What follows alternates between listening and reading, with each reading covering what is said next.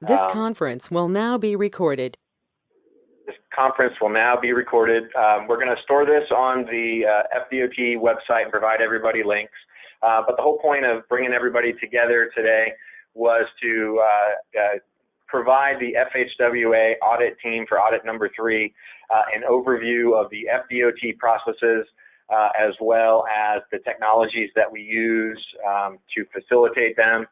There'll be a little bit of a back and forth. We're going to go over at a high level what the department does and what our internal processes are, as well as go through the SWEP tool, which is a tool that we use to electronically manage most of the NEPA approvals through the process and how folks are going to have access to it and how that module is also customized for the FHWA folks. Before we get going, let's just do introductions, and then our director, Jason Watts, is just going to have a slight kickoff, and then we'll start rolling through the agenda. But here in central office, we have Margie Kirby, Joe Sullivan, Federal Highway, Victor Micheloza, Tasha Cornwell, Stephanie Clemens, Mike Talcott, Pete McGilvery. Ruth Ferlazza. and hi, this is Jason Watts. Did you want to see who's on the line? Sure. So on the line, not in the room, I think the only one is Scott Jones. If Scott, if you want to just introduce yourself.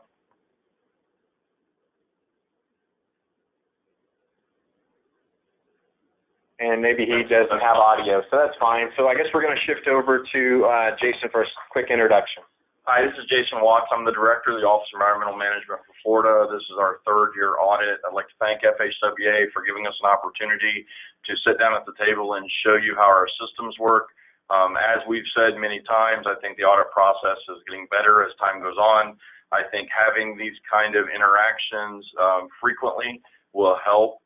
Let me say this, I think Pete and the whole staff will tell you this a million times, but after training today, if you have any questions, please do not hesitate to bring them up, give us a call. We would much rather you ask the question when you get frustrated than trying to work through it on your own. Just call us up and we're happy to help you and show you where things are and show you how things work. But again, Joe, I do appreciate all the work that you guys have done for us and with us, and I do look forward to another successful audit. Thanks, Jason.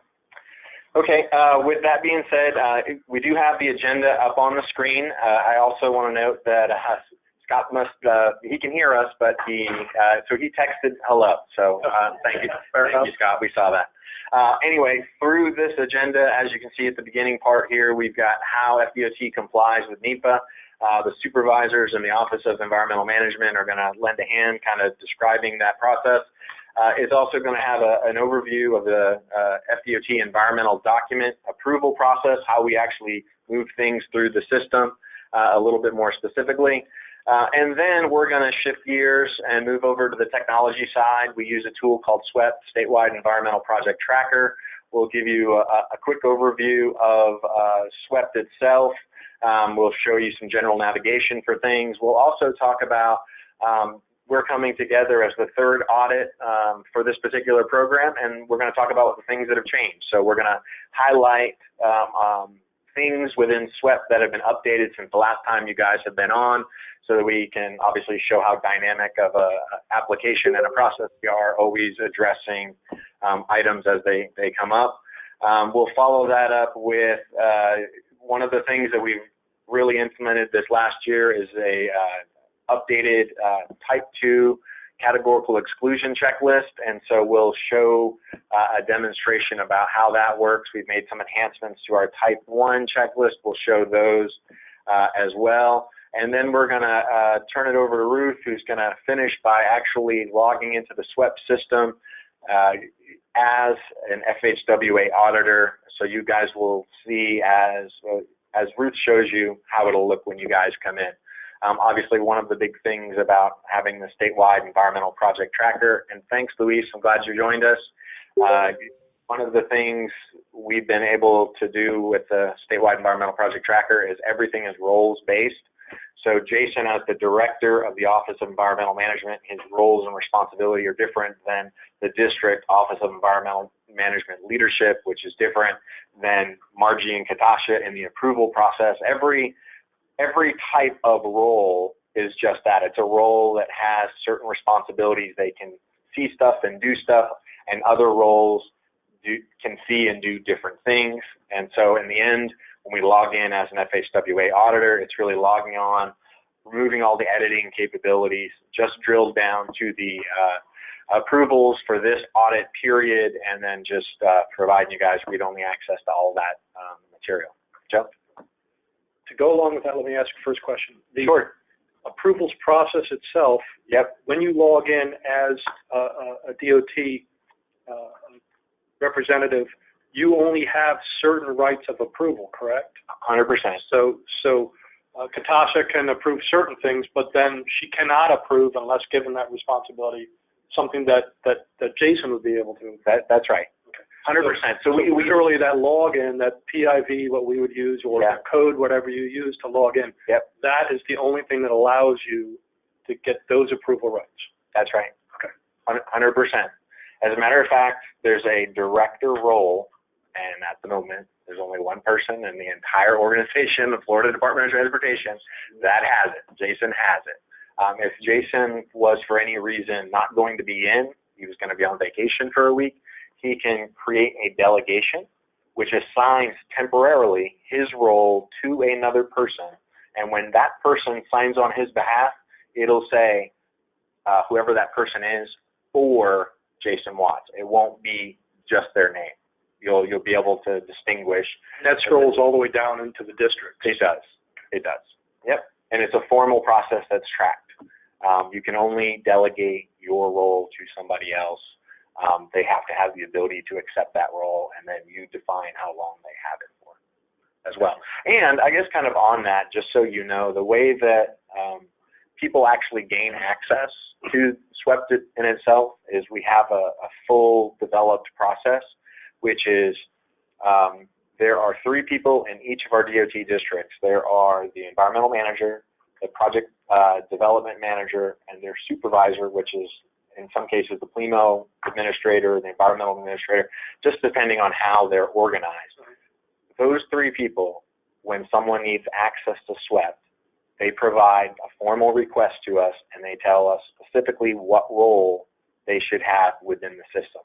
So if a project manager has a request or state entry person has a request, we take that request, we send it right back to their leadership, and we ask them in writing to approve this request. And we don't create any roles with those rights unless the leader over those roles has provided written authorization to do so. Excellent. Thank you. Okay. Okay, so I think I'm going to drive Margie, but the first part of the presentation I think is going to be her. Let me just talk about some of the logistics before I hand it off. We are recording it.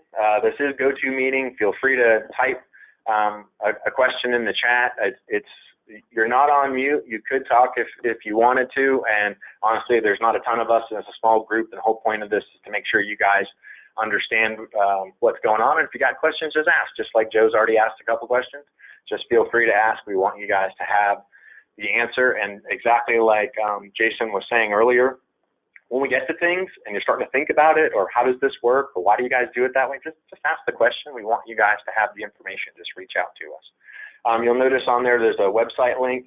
That's where this recording and accompanying PowerPoint are going to be uploaded. Once they're there, it'll probably take till tomorrow or something, maybe this afternoon. I'll cut and paste the internet address, forward it to you, and you can get directly to it. As we talked about on the agenda that you guys looked at, this is basically the topics, and it's the last slide before I hand it over to Margie. But the topics are going to be how we comply with NEPA, the FDOT environmental processes, then we'll shift over to the electronic systems. We'll talk about the statewide environmental tracker and the improvements that have happened there, and then we'll finish off with logging in as one of your team members and showing you guys how it all works. So with that, Margie, if you don't mind taking on the next section, appreciate it. So in a nutshell, if you will, how FDOT complies with NEPA is by following the procedures we have laid out in FDOT's Project Development and Environment Manual. And this manual can be found on FDOT's OEM website. You will see the individual chapters of these 2-volume manual listed there, as well as most recent update dates. associated with that there.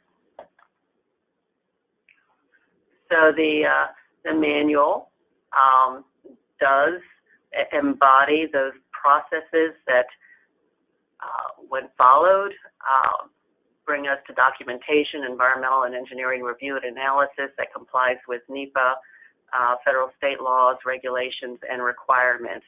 The manual is maintained by the Office of Environmental Management here with periodic updates to be sure we're capturing the latest iterations of those laws, regulations, and requirements, and to provide clarification as it becomes apparent that we need to clarify occasionally based on questions, comments, and consistency issues we see arise. Again, it does provide a framework for consistent technical and environmental documentation for our transportation projects. We even have a chapter in there on FTA, so on how to. So, quick overview of the phases of the project delivery pipeline with FDOT. Of course, we have a planning phase. You're familiar with FDOT's approach to doing pre-PDN work through ETDM screenings, efficient transportation decision-making, shared screening, outreach to environmental resource agencies and stakeholders. Planning environmental linkage elements include alternative corridor evaluations and other studies. In addition, districts have SWAT teams in place, teams that can look at information generated from ETDM screening events and planning studies and either do pre-PD&E work to help focus a future study or help focus a scope of services developed for a project development and environment study. PD&E is essentially for those major transportation projects that would require a CE2 environmental assessment, environmental impact statement type of document where NEPA documentation is prepared. That with design, you will often see, I think from MPO's perspective as well as on some of the federal guidance, what you see referred to as PE phase. We call it PD&E and design.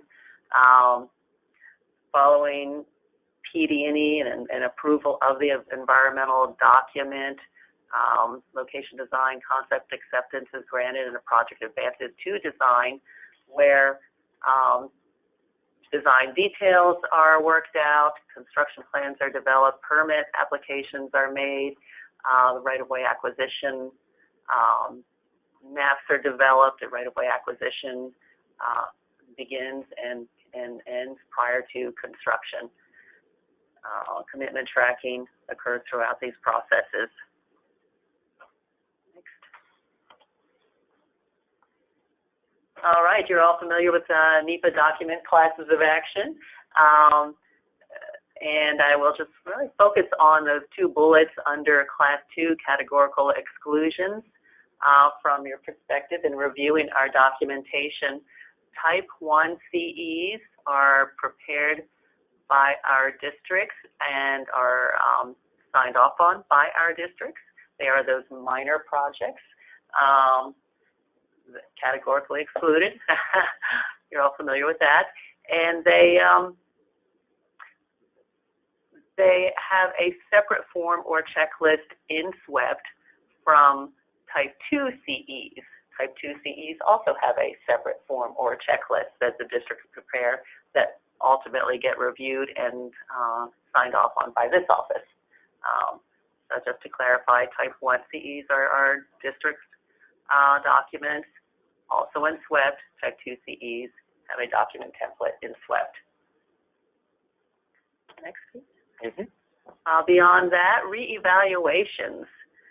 So we have some guidance in our manual on when to prepare a NEPA document reevaluation, and it's essentially if a year or more passes since the time the original NEPA document was approved, and a major federal funding phase is to be opened. For example, a design phase or right-of-way acquisition phase.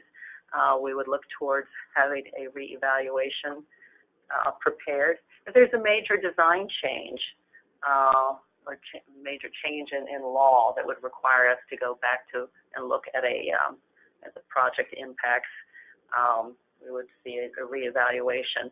And as you see in this flow chart, there is we would have the conversations with the district. We do have a review process for reevaluations. Occasionally, rare occasion, they can be a consultative reevaluation. For example, if design funding is not available beyond a year since the original NEPA document was approved, but nothing else has changed, there may be an opportunity for consultative where we don't necessarily approve the document. However, the district does complete information in SWEP anyway and records the date that we did the consultation that our signature is not needed. Some clarification there. Type 1 CEs, it's essentially, depending on the timing, since these determinations are made during design, if the district would go back and look over their analysis, their information, update that type 1 form in SWEP and date it as such.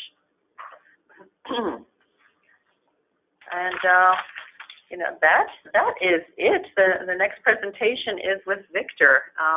With that, I know I covered like the entire world very quickly. Are there any questions? Right, and the intent was, and certainly we'll see if there's any questions, but I wanted to hammer down the point that there are very full presentations that we've given in the last couple of years. We have them recorded. We've provided them to the FHWA team and provided links for them. So even if anybody, we want to answer your questions today, absolutely, but we just don't want you to think after the end of this meeting you don't have access to the information. We've provided all the links that you can review on your own time if you have any questions. But I think Joe felt really comfortable about most of this team being the same that we've been through for a few years. Now, that being said, if you have any questions, we'd love to answer them. Does anybody have any questions for Margie before we jump over to Victor?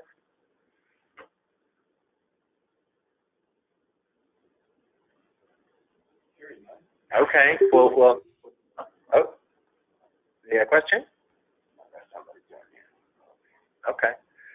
Like I said, even if you don't have a question at this moment, we've got lots of resources for you, and we're always happy to follow up with you. So, Victor, we did want to put in the slide for interchange access requests because we know that it's a FHWA focus area as well as it's a FDOT focus area for this year's self-assessment. So, Victor. Okay, so the interchange access request approval process with NEPA is new. We did not discuss with you last year.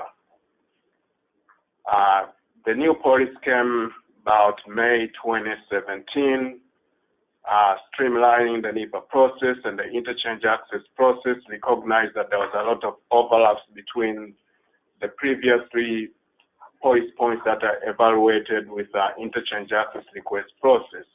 So they eliminated the 6 policy points and say that those can be evaluated in NEPA. And now interchange access requests remain with only 2 policy points related to safety, engineering, and operational acceptability determination. So the complication of the interchange on the PDNE project, which have interchange access requests, is that there are 2 approval processes within one project. One approval process is NEPA, which has been assigned to FDOT, and then another approval process is for the interchange access by FHWA. So we work with our division office right here to come up with a sub-process on how we can approve those interchange access requests. The slide displays how that process works. In the nutshell, there are 3 steps that need to be done to obtain approvals. Okay, so step number 1 is the completion of what we call SONE, or Safety, Operational, and Engineering Acceptability Determination, which is done by either Chief Engineer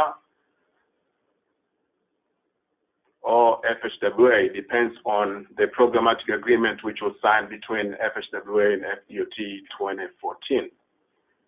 So after SONE acceptability determination is made by either one of those two, then NEPA approval is done by us pursuant to the agreement that we signed with FHWA in December 2016. When we are reviewing PD&E studies for interchanges, we want to make sure that the other 6 points which are now not covered under SONE has been addressed. These are related to purpose and need, planning consistent, land use, other environmental consideration, to name just a few. So if we review and verify that the concept that received the safety, operation, and engineering acceptability is the same as the concept that we will receive LODCA, and then the NEPA has been approved, then we are going to the third step, which is requesting the final approval from FHWA. And the final approval from FHWA is done outside our office through Systems Planning Office. So they coordinate with our FHWA division by writing the letter, completing a table that we discuss with FHWA, that we address the other 6 points. Then they check. So that is the independent check. We check those 6 points, but Systems Planning Office also verify in that table by checking those points, then submit the letter. FHWA verify that, and then they sign it, the letter, and then the final approval has been done.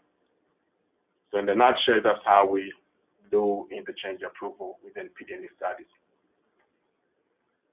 Does anybody have any questions for Victor relative to the interchange access requests and approval process?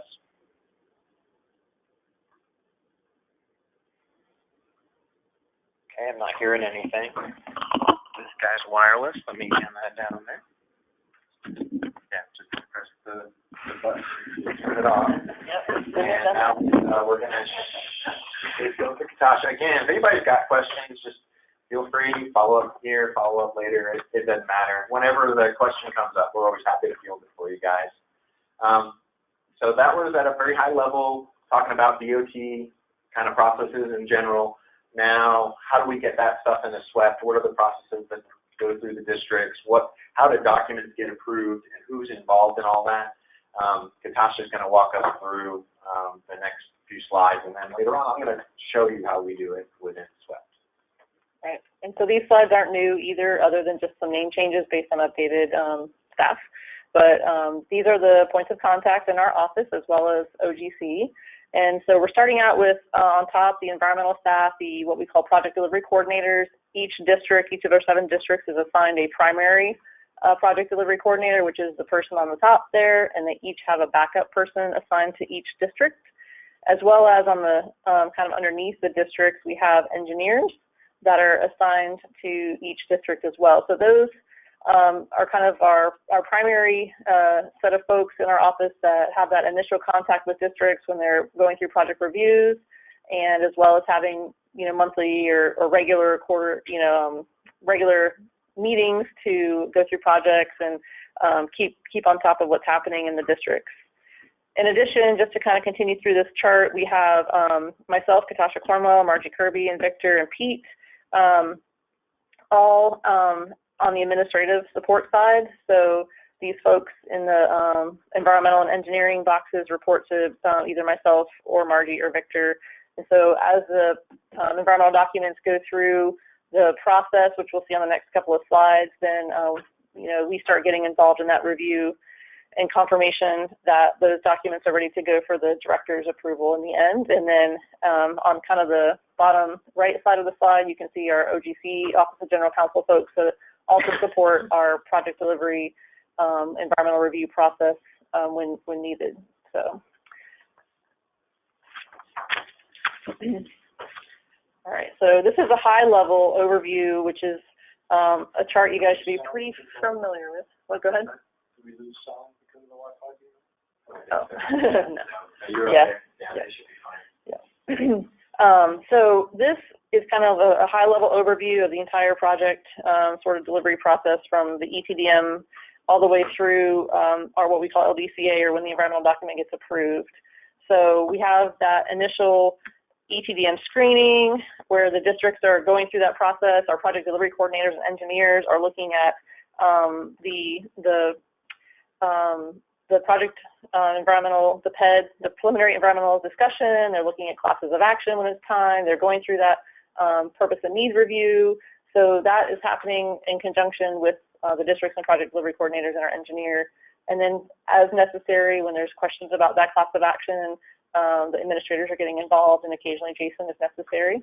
And then as the project initiation takes place, the districts are really taking the lead on developing all the technical studies, getting the project to the point where they're moving through developing that environmental document.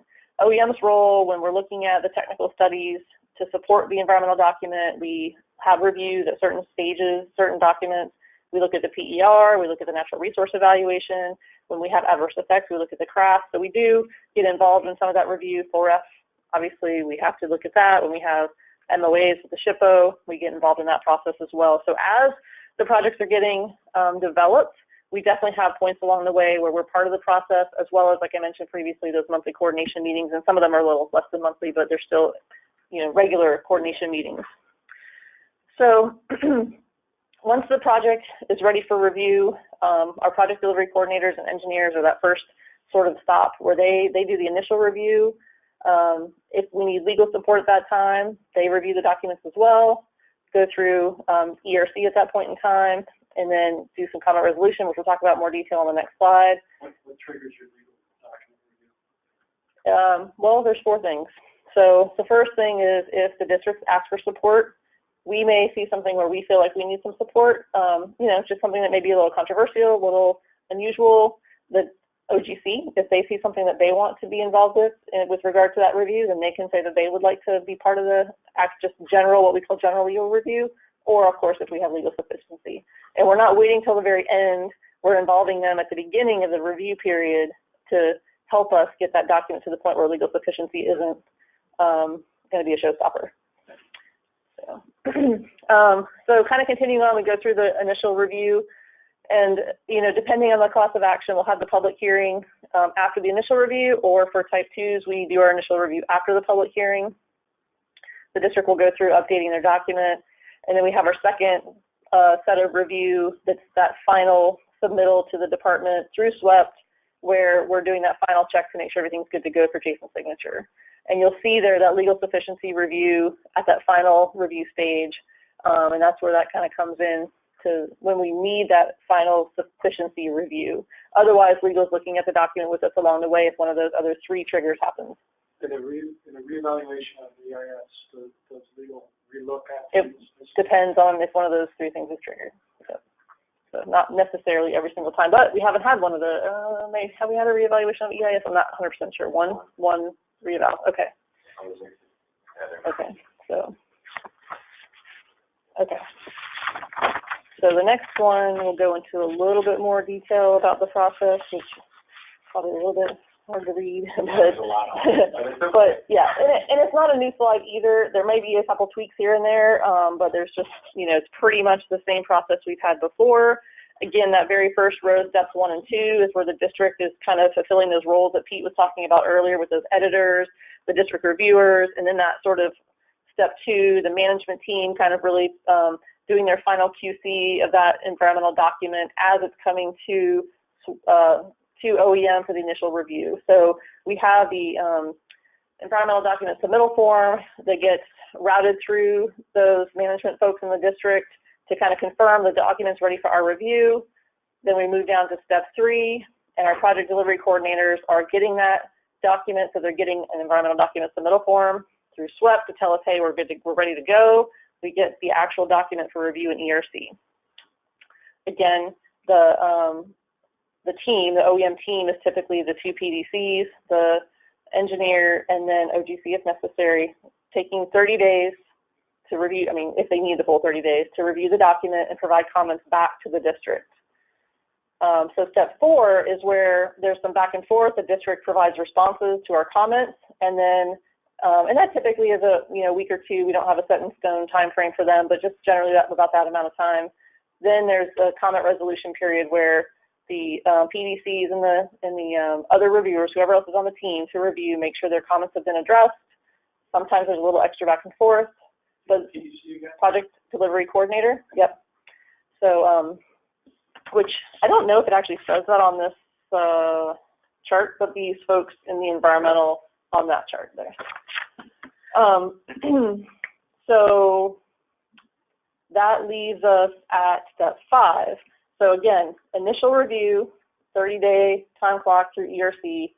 Final review is steps 5 and 6. And Pete, maybe highlight that approval process, little box there to keep going to the right. Oh, this guy?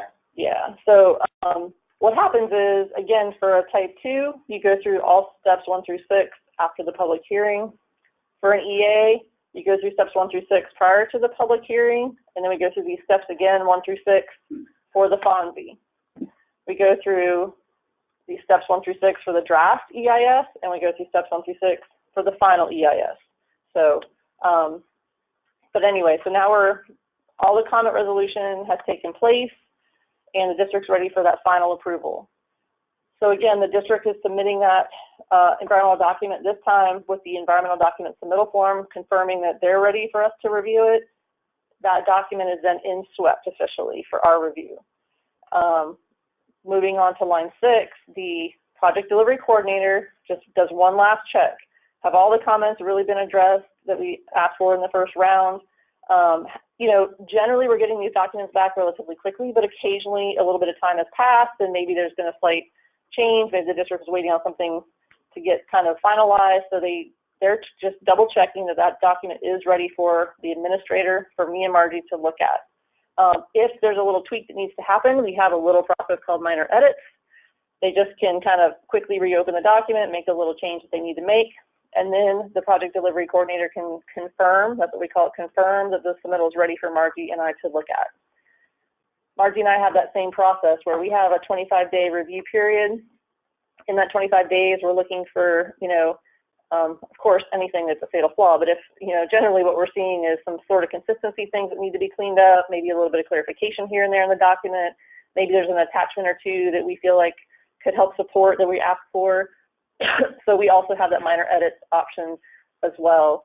So assuming that all those minor edits can get completed in that 25-day period, we also then each confirm, both of us confirm all environmental documents are ready for Jason's signature, and that goes to his swept queue, and then he'll have 5 days to review it and approve it at that time. Yep. And a couple other things to add on to that, which I think are great, because I think this slide really shows it, is when we talked early on about roles and responsibilities, every step along the way, like a district project editor, those are people that are assigned by the leadership in the district that say this consultant or this staff person has the right to be the person who uploads the documentation or fills out the forms. And they're the only ones that can do it. They can only do it on the ones that they're assigned. And they can't do it in other people's districts. They can only do it in their district. So these roles are very, very specific on what activities they can perform and where they can perform those activities. And this is just a really good slide to show the different people through the process. And every function that they have that function, not other people.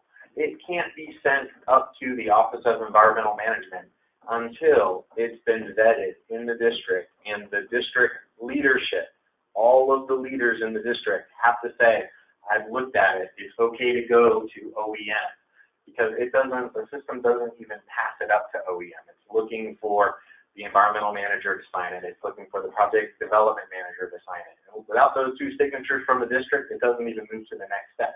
Jason, as the director of the Office of Environmental Management, can't sign it. It won't even go to their queue, to his queue, until both Margie and Katasha are satisfied and recommend they go to Jason.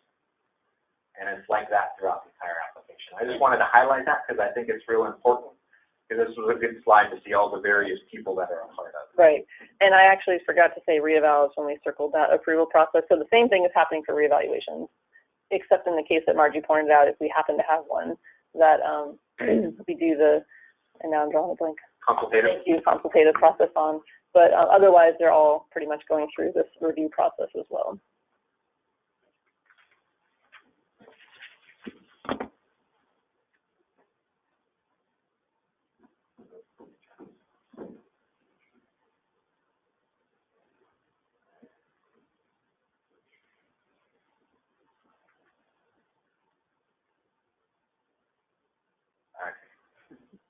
Get ready. Yeah, I think I do. Yeah. I click on the right thing. If you don't mind passing that back to everybody, back there. Yeah. Fantastic. You guys. Okay. So we've just got a couple more slides, and that'll kind of cover the process for us. Make sure I'm clicking in hour. Thank you. Okay, so obviously for quality assurance, quality control, we obviously have a lot of it. You guys have reviewed all that stuff. One of the things I wanted to highlight for you guys, Joe, you might already be aware, maybe others aren't, but we did make an update to the revised plan, and there's a link right there. It's also on the regular NEPA assignment website for when it was published, and in this PowerPoint I'm going to send to you guys. You can click on the link and get there as well. Thank you. But I just wanted to highlight that for you. The other thing that I wanted to highlight for you guys before we moved on, because that's always kind of really, really important for us, and it's that idea of training. So this is a slide that's very similar to what we provided last year. You'll see over on the left-hand side we have a training program. That training program is broken up into various tracks, whether it's trainings associated with NEPA assignment, whether it's SWEP-specific trainings, whether it's PD&E overview trainings, or trainings tied to the SWAT process, or specific ones for environmental coordination, consultation, and permitting, so how we do things with U.S. Fish and Wildlife Service, how we do things with Army Corps of Engineers. We've got engineering topics, as well as, if you want to know more about ETDM, the Fish and Transportation Decision-Making Process, right there as well. We update this stuff all the time. On the right-hand side are some direct links to get there to some of that stuff. Plus the other thing I wanted to highlight, I kind of drilled down, it should show in a second on the screen in here. I'm basically clicking on a few of those tracks, and there's a lot of stuff on the screen, and you don't really need to see a lot of stuff, but what I did want to draw your attention to is the idea of all the yellows. Anything that I've highlighted in yellows in those spots are all brand new things. Y'all have never seen them before. They weren't in place last year when we were doing this, but we have made a concerted effort to really up our webinar recording and delivery system, as well as development of our computer-based trainings. We are in a queue here in the department. We have a section that helps us develop computer-based trainings. They are so buried on the amount of work us and the rest of the department are providing them, that even in the interim, we decided as an office that the information was important enough. We want everybody in the world to have it, our consultants doing the work, everybody. So we went ahead and recorded webinar versions of the CBT that's under development. In some cases, the CBT has been developed, it's up there. Other ones, it's a recorded webinar with the CBT is in the pipeline waiting for them to finish all the glitz and glitter on making it into a CBT. I say that because over on the left-hand side, there are two new CBTs that were developed. One is NEPA 101, and one is NEPA 101 Part 2, which really kind of gives everyone accessing a global understanding. One, what is NEPA and how do we do it in the department? So if you felt like, for any reason, you didn't get enough of how Florida does it, from this meeting, those are fantastic resources to kind of get the details on how Florida does it that you can watch on your own time. Now, on this right-hand picture where you see, it's actually a screen capture of our PD&E manual. So we went back on our PD&E manual page where you can get individual chapters as well as the whole entire manual itself. And if within our training program there are specific trainings that talk about those topics or focused on those topics, we put the links directly to the training. So if you're reviewing this chapter and there's a training that is specific to that chapter, we put the link to that training right next to the PD&E manual link as well, so you can have access to that. So I did all that just to highlight there's lots of resources out there for you guys. There's lots of opportunity. So I just wanted to kind of bring that up for you guys. I think that was the end of the beginning part of this while we have the supervisors still with us before we jump to technology. So I wanted to see if you or Luis, did somebody else join us? I never actually looked. I know Scott's there, Luis is there. I think that's it. Does anybody have any questions at this point for these guys? Otherwise, I'm going to let them go so they can go do other stuff. Thank you. Okay. All right, I'm not hearing anything. Thank you guys. Natasha, Victor, Margie, thank you guys for helping us. If anything comes in later, I'll let you guys know. Awesome.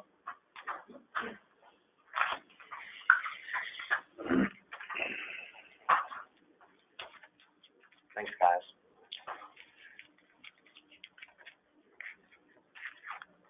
Okay. So, all right, well, let's go through SWEPT a little bit. I'll give a couple of slides, just a reminder on what it is, and I think you've gotten a little bit from me throughout. And then we'll do a little bit of a dog and pony, just a reminder on how things kind of work. I'll actually go through a detailed example of the updated Type 2 categorical exclusion, like how the process works and how you assign people and all of those things. Then we're going to see a demo of the Type 2, the new Type 2. I will tell you guys when we get there, and I wanted you to hear it first, is that the Type 2 is a fairly new implementation. It is a day-forward implementation. For those that are working on Type 2s, they know it's a 2 or 3 year process. We didn't make you work in the old way for 2 or 3 years and then release this and say, thank you very much, go convert it all to the new stuff. You know, we looked and said, day forward. So I think in the approval process that you guys are, the approvals covering this audit process, I believe there are 2 that have been done in the new Type 2 form. And while there may be a couple other Type 2 approvals that are after the implementation date, and I'm going to show you the implementation date, they may still be in the old format, and that's why. They had started long before we developed the new, and we're not going to make the entire district and everybody else and all the consultants and all the work they paid for go shift on that stuff.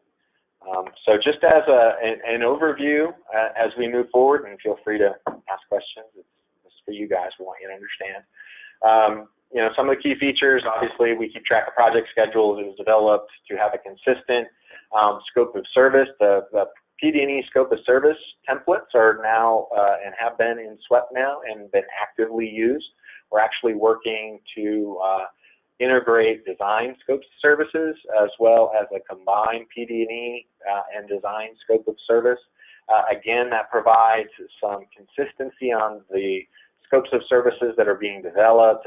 It provides functionality to people who manage scopes of services to be able to create templates of representative projects.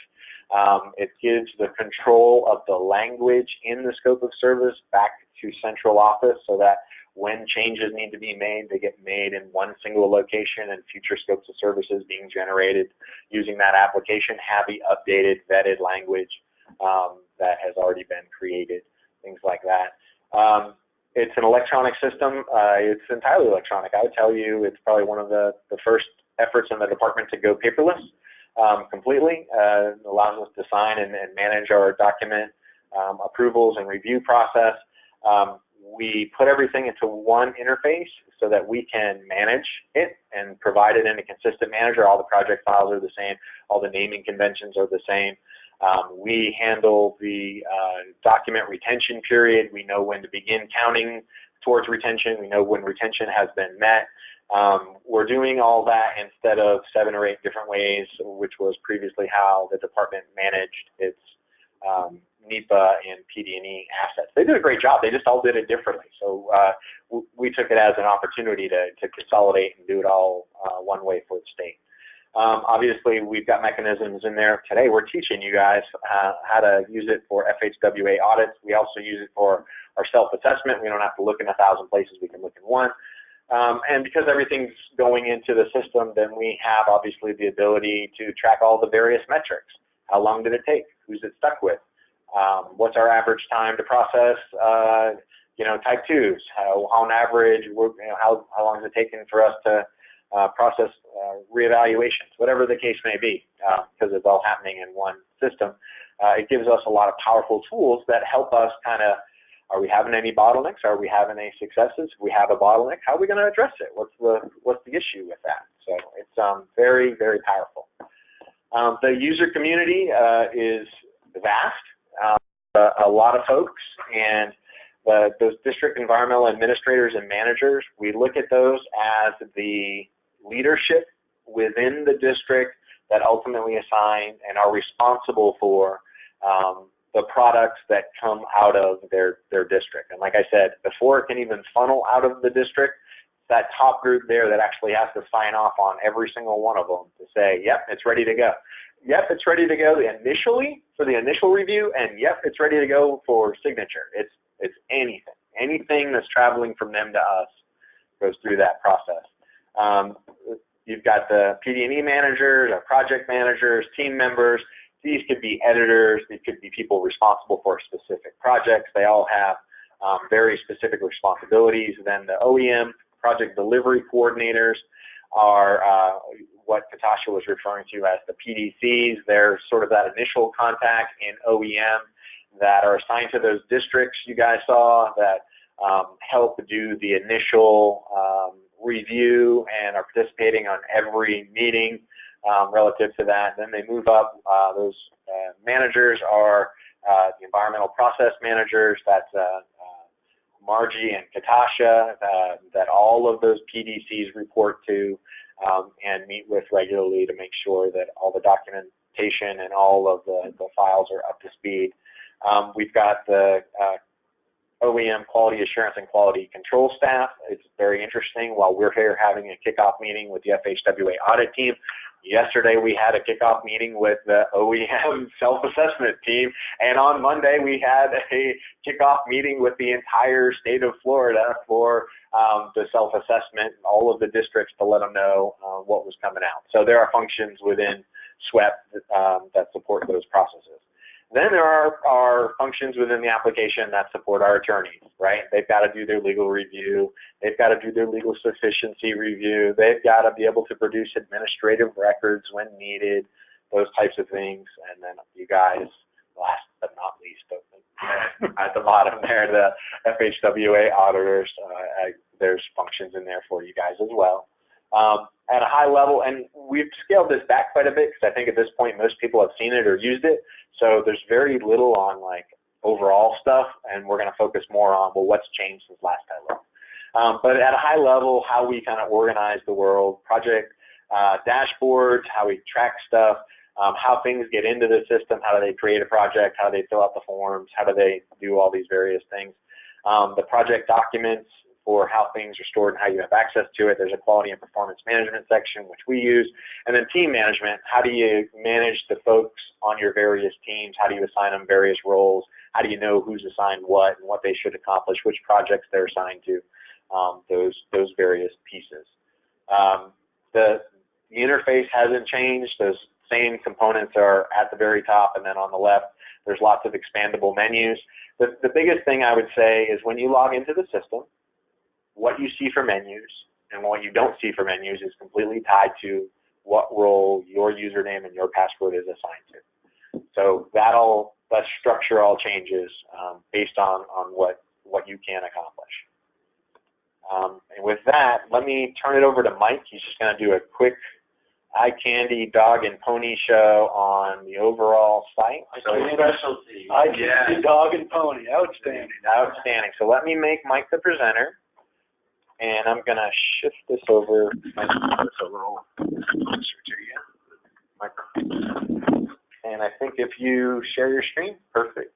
I think we're good. Okay, so I'm going to be demonstrating from our one of our testing servers. So you may see some real-looking project data, but it's all testing, so please don't get concerned if you see something that doesn't make a lot of sense. I will be shifting over to the production site for some things. As Pete mentioned, the site is roles-based. That's controlled by this form-based authentication. So you have to put in your username and password on the form, and in order to log in, and that's how it knows who you are. So I'll be sending those out after. So you'll all get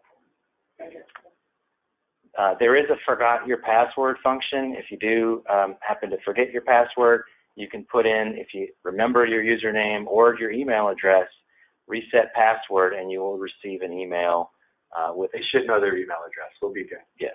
Right. Yeah, and we'll, Sometimes people get married, and we may have their old one. That happens from time to time. If you do have any trouble logging in, our contact information, email address, and phone numbers at the footer and also behind this link. and just because it's been a year, I'll be setting the password to something default, and it'll be in an email that you get, Right. because I'm assuming nobody can remember Right. password for a whole year. I can. In which case, it'll prompt you to change it as soon as you log in. Also, if it's been longer than 6 months since you've logged in, it'll prompt you to update your contact info, unless Ruth happened to update it when she was refreshing everyone's account. Hasn't gone yet. Well, I didn't know if anybody changed. All I had is the email addresses. They should be accurate. And if you, I guess I typed the password wrong, and of course, try that again. So type in the password and click the login button, and you get to your landing page. So Joe mentioned everybody's pretty familiar with SWEPT. I'm going to kind of fly through this, just point stuff out. If you'd like to stop me, please stop me. Looks a little bit different. Your landing page is a little bit different. So this is the district's view of the landing page, so it will look different than yours. We were going to start with this, and then we're going to move to Yeah, we're going to show you what everybody kind of has, just to give you a fluff sheet, an understanding of what those guys can do out there. Right. And then she's going to log in as you guys, and you'll see the whole interface scaled down to, the read-only version, the set of approvals and stuff. So what they've got, it's your basic website layout that hopefully everybody's pretty familiar with. On the upper left, there's a link that takes you back to this home page. Also, this logo will do that. There's a menu that's collapsible. The menu is organized kind of by topic. They can quickly get to their alerts, inboxes, emails they've received from the system. In case they've deleted them from their email, they can get back to them here because we keep those records. They can input the various forms, anything from a type 1 all the way to type 2, reeval, and MSAs, certification forms. We'll go into some of those later. There's a set of project document menus. That's where they can get to the document submittal form.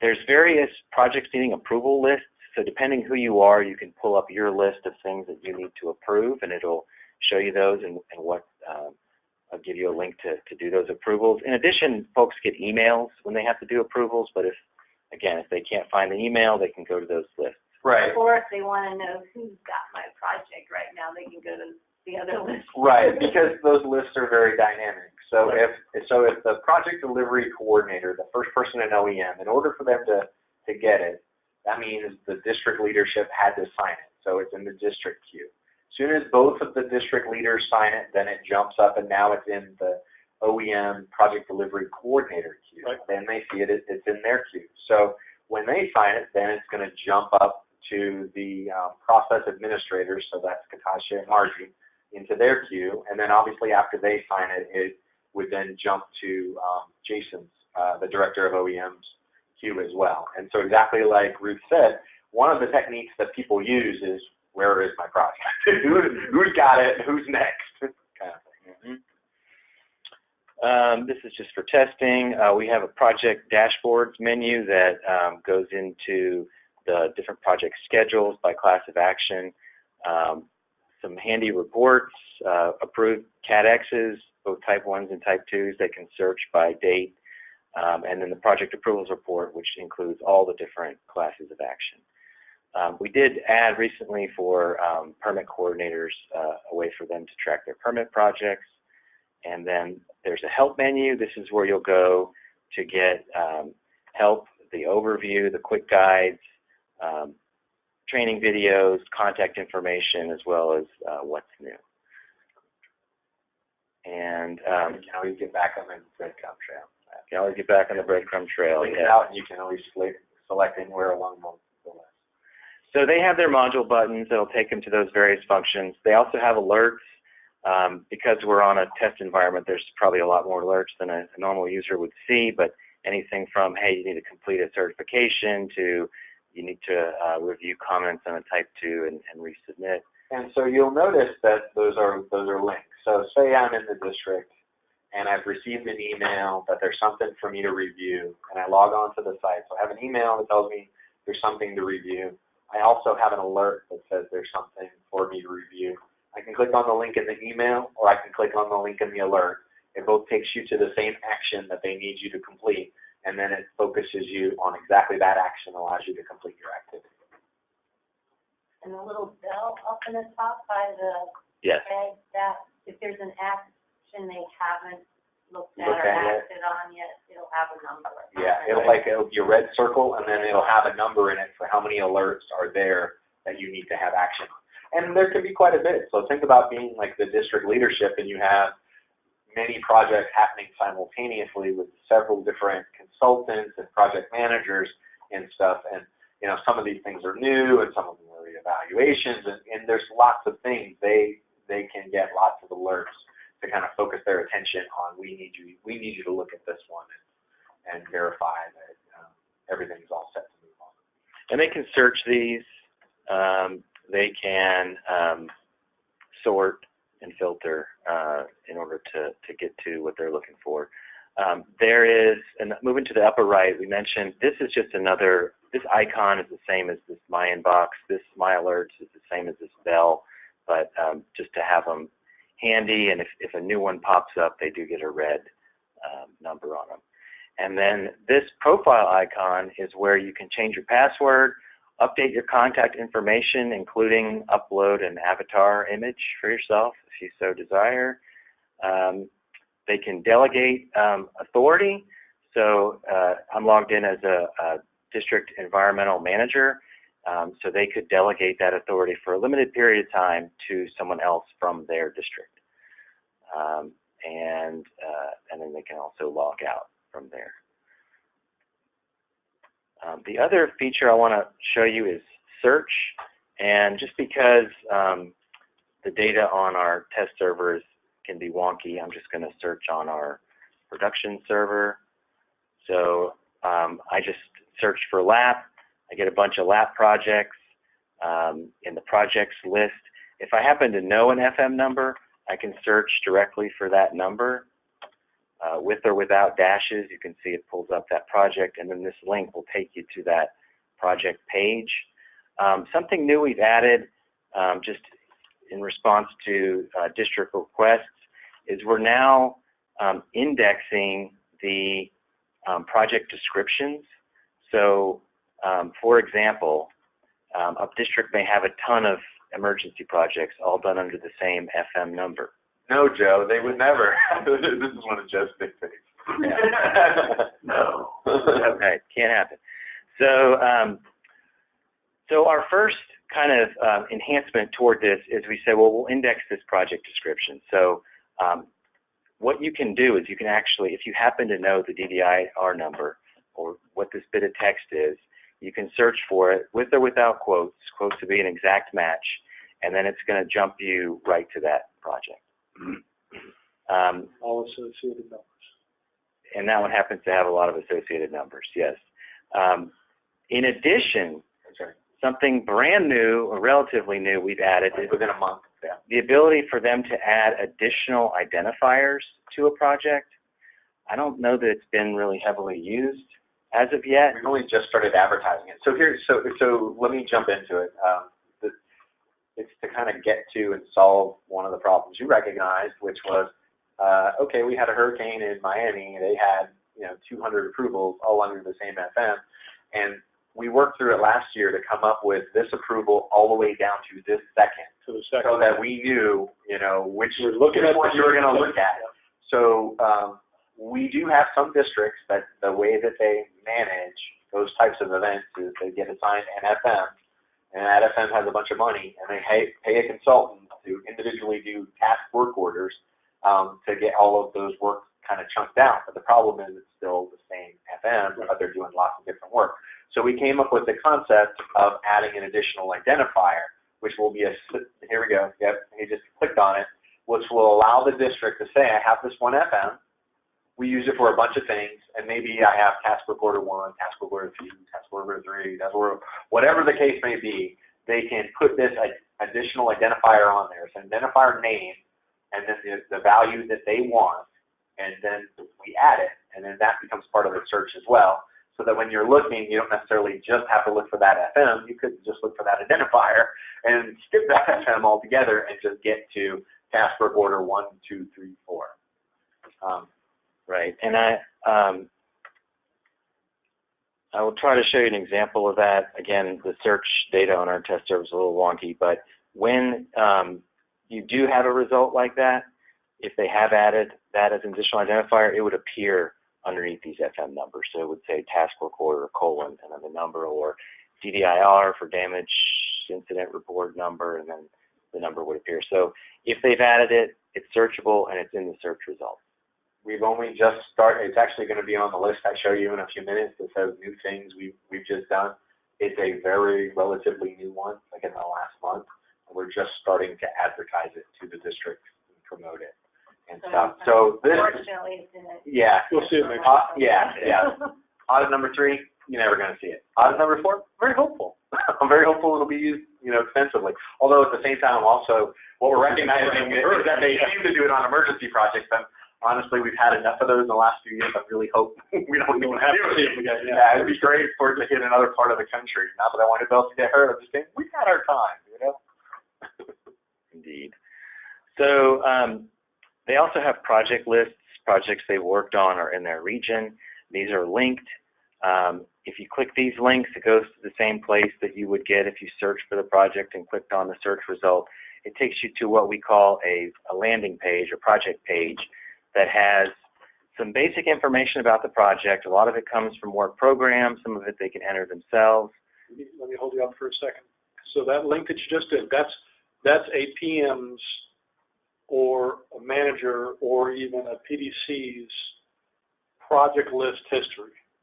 Is that correct? Right. So if I'm to Clark, when I get to that page, it has everything that I've done for a period of time? We are actually moving toward that model. I think our initial model, what it is, it depends who you are, but if you're from the district, your first list is going to be anything that you have been assigned to. So you're on the district project team. Okay. If you're an OEM reviewer, it'd be anything, again, you've been assigned to. Okay. That can be a lot, and the list just keeps growing. Right. So we're going to actually pare that down to recent projects and just have like your X number of most recent projects. And if you need to get to something else, you can use the search. Yeah.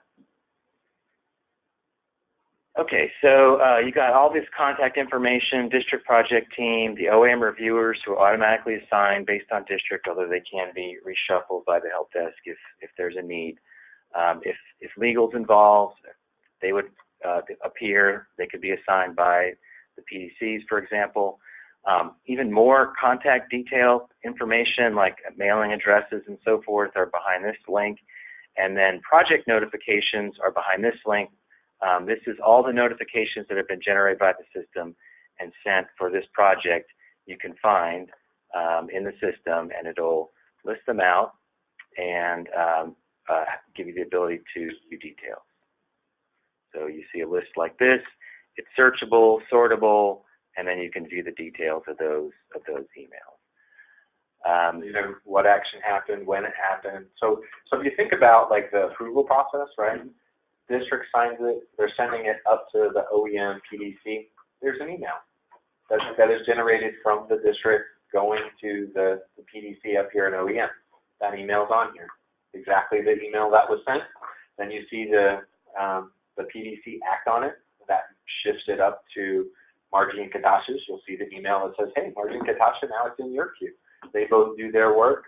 It moves on to Jason, or it moves back down. It moves back down. There'll be an email that says, hey, we need you guys to do more work. It moves up to Jason. There's an email that says, hey, Jason, go do it. When Jason does his work, there's an email that says, hey, Jason did his work.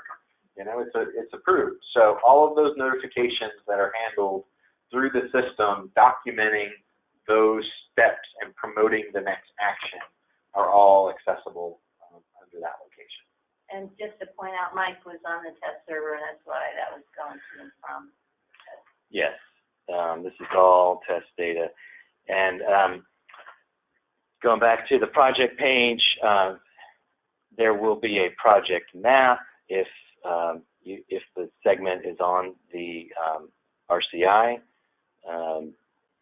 It'll be mapped. Yes, thank you. As you can see, this is a push-button project, so apparently doesn't have an exact piece of road to map. There'll be schedule data, if available, from the project scheduling and management system here at DOT. Those would include the milestone dates, like the COA start and so forth. And then underneath that, you have the project documents listing. So that's organized by these folders. And then within the folders, they can upload a document. So let's say they have a scope of service from 5 years ago before SWEP. They can upload that file and it'll show up in this folder. They can also use the online form to create the scope of service. And that's what these green buttons are about.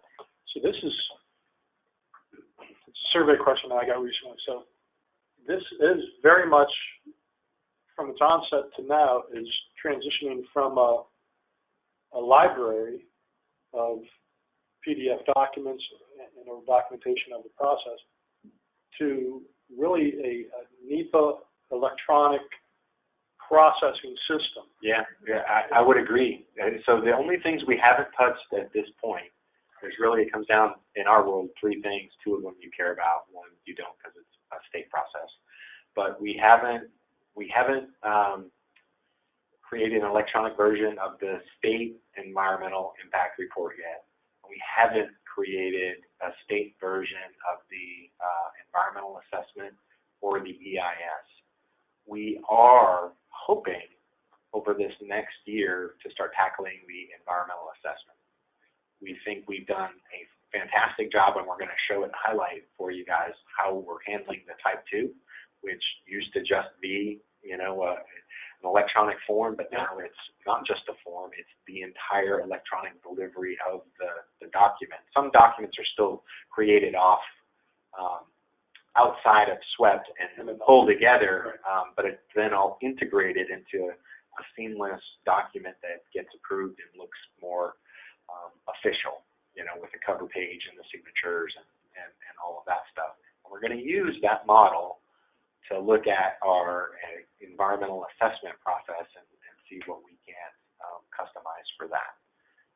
So the hope is over the next few years, anything that we can turn into an electronic, consistent, manageable format, we're gonna do that.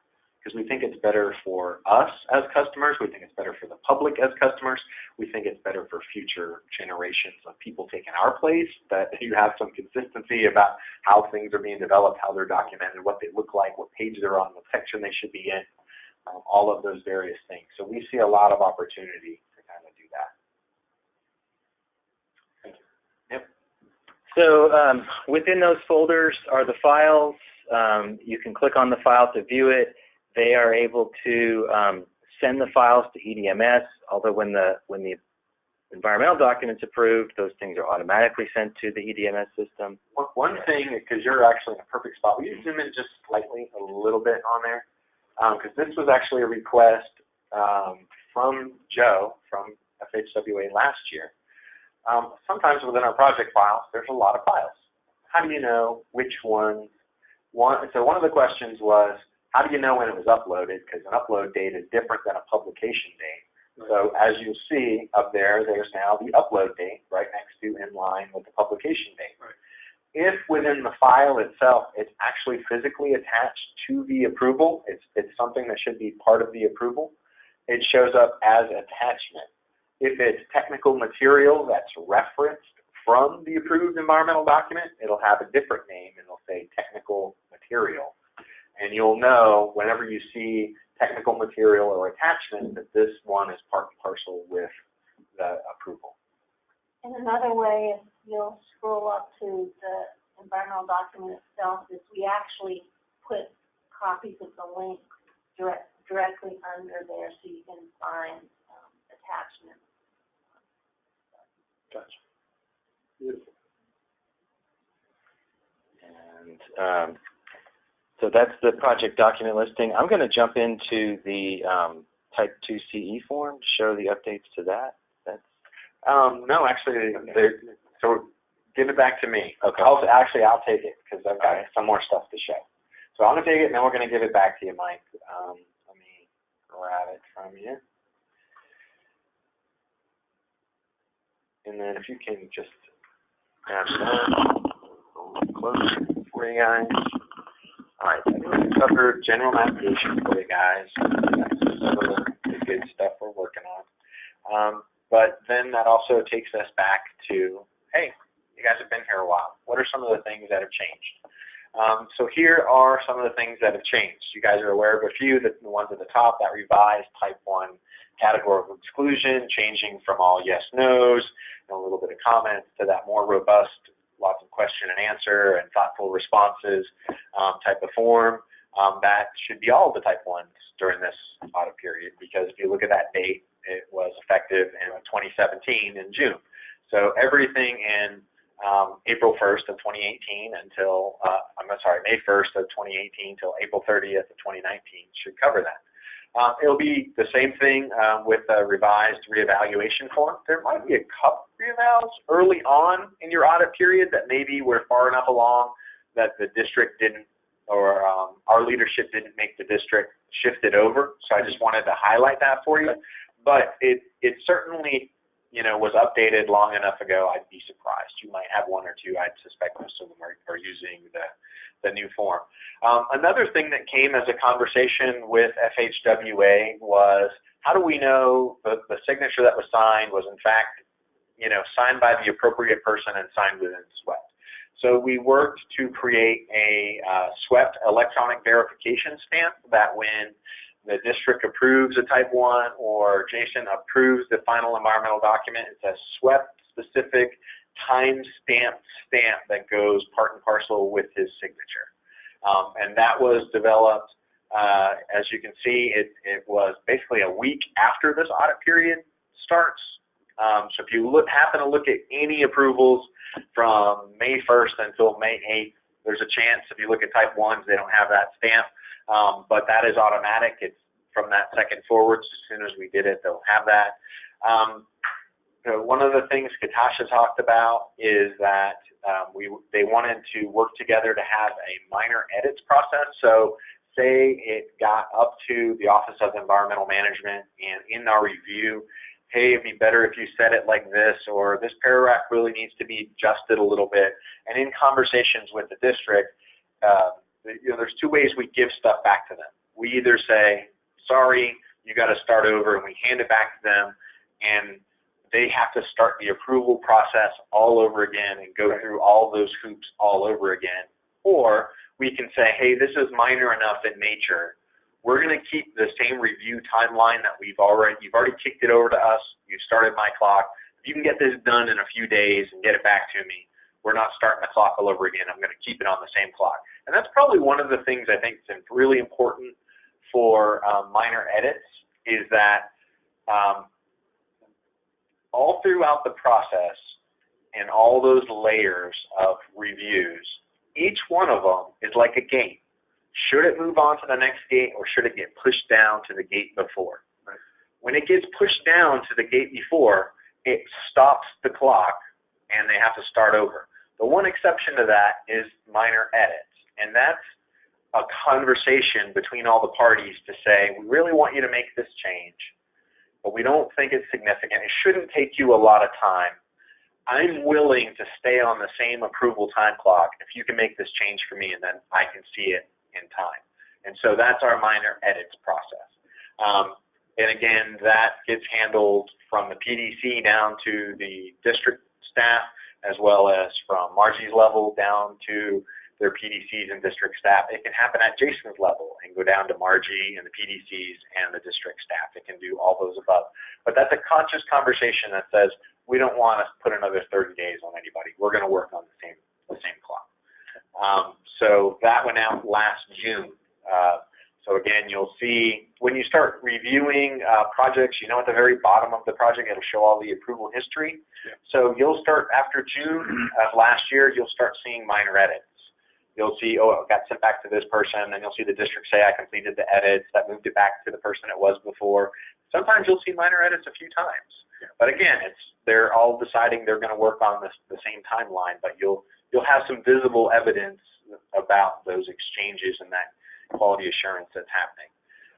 The planning consistency part, one of the things that came out in our conversations from the last audit, especially focused on type 1s, was the issue of planning consistency. We added that new section 11, handling planning consistency on our type 1s that went into production in July 9th of 2018. So that's one of those things. You look at an approval before that, okay, it's not going to have it. You look at an approval from that day forward, it's automatically going to have it. It can't be approved without that section being there. The revised type 2 form, we really shifted. We used the same logic that we used on the type 1 form, where the type 1 form was very standard. Yes or no, am I going to have significant impacts and a place for comments? For type 2 forms, it was kind of very similar, related to issues and how they were going to be addressed. And instead, that type 2 form has been blown out significantly to provide a lot more thought and include a lot more people on the evaluation. It's actually added even more roles and responsibilities. It's provided some additional control. So for instance, there's a portion of the type 2 that is focused on, say, cultural resources. You can specifically assign people who are cultural resource experts, that they're the only ones that can put input into the cultural resources part of the form, okay? Say I have a consultant that does the crafts and all that stuff. They could be the person that fills out that portion of the form. They can see the rest of the form, but they can't edit the rest of the form. Everybody else can see the rest of the form. They can't edit that piece of the form. There's a lot of granularity on how the district wants to manage the development of their staff and their consultants that are doing the work.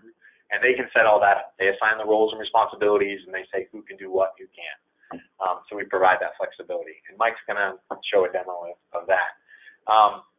The essential fish habitat question on the type 1, that came out as, hey, you guys aren't really considering this. Yes, well, where on this form are you guys considering EFH?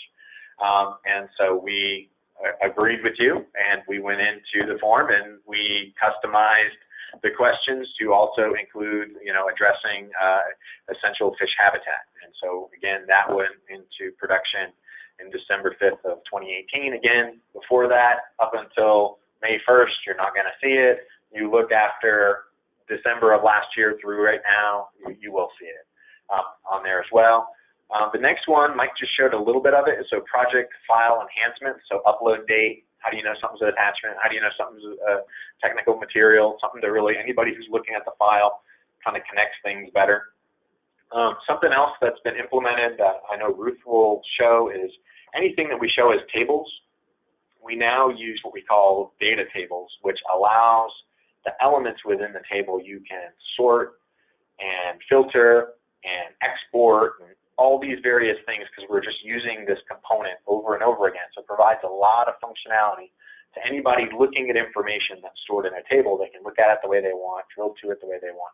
They can export it and reuse it the way that they want. There was also a desire for how we're handling the tip and STIP input fields to expand it a little bit to get more specifics laid out. So the input fields have been updated to handle that. And then a relatively recent one, and Mike was just showing, and actually there's a date, which at this point was only a couple weeks ago. I said a month ago, but it was only a couple weeks ago. Email enhancements and the additional identifiers. So the additional identifiers, you understand that's a new input form, a new input field on a form that if somebody wants to be able to put a unique identifier on this so I can find it in the sea of other things. They have the ability to do it. We're going to spend our next couple of months advertising that, so folks are really aware of it. We've already sent out a what's new with some instructions, but we'll follow up with other stuff.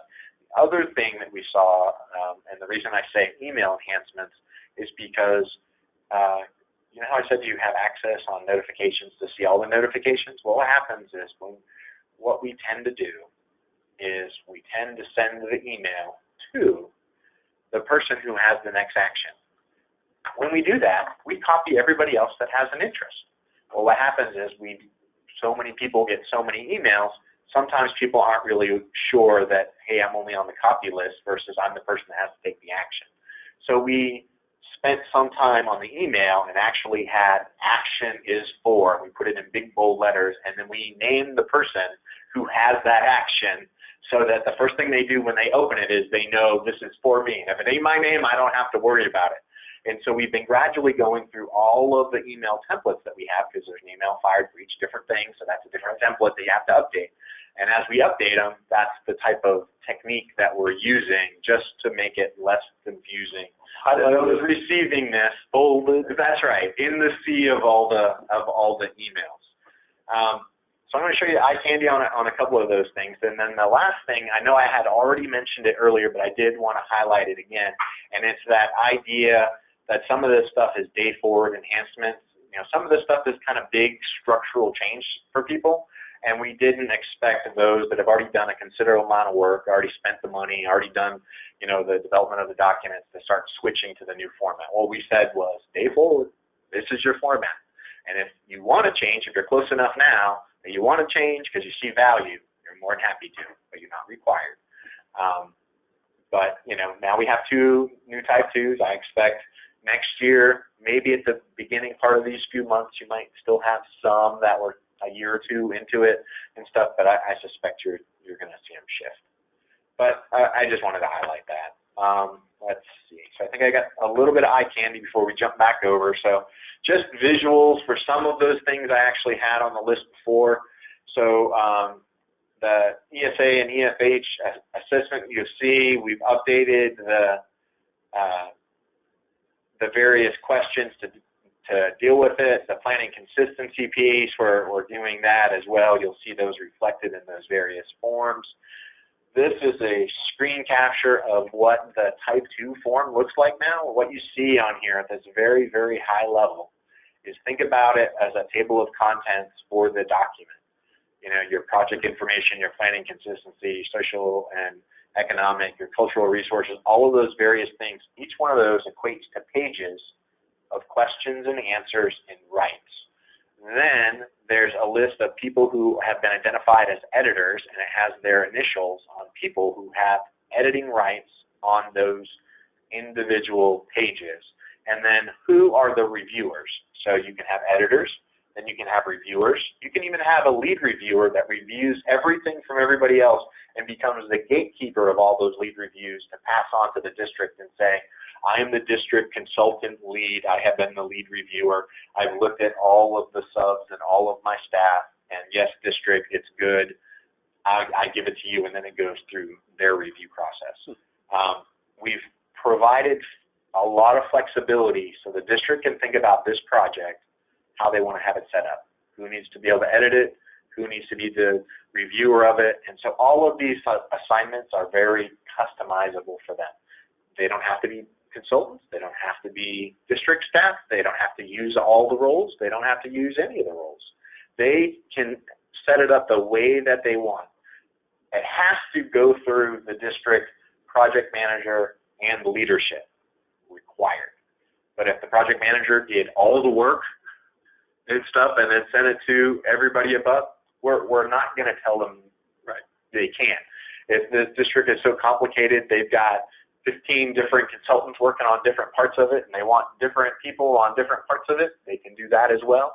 And then have one that's the focal point for all of them, they can do that as well. So we just give them the tools, we establish what the required expectations are, and then they can set it up however they want within the system. So Mike's going to show that.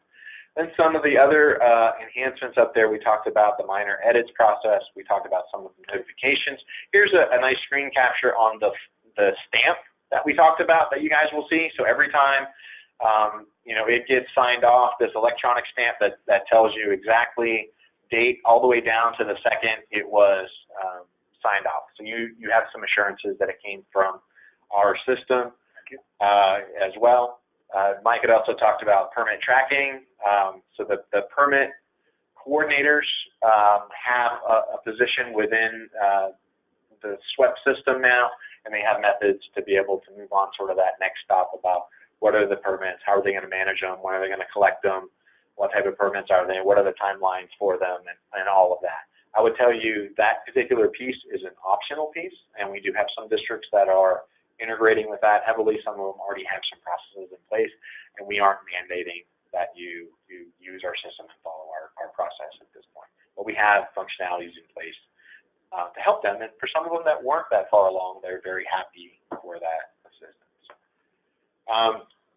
This is just a couple other screen captures for the form enhancements.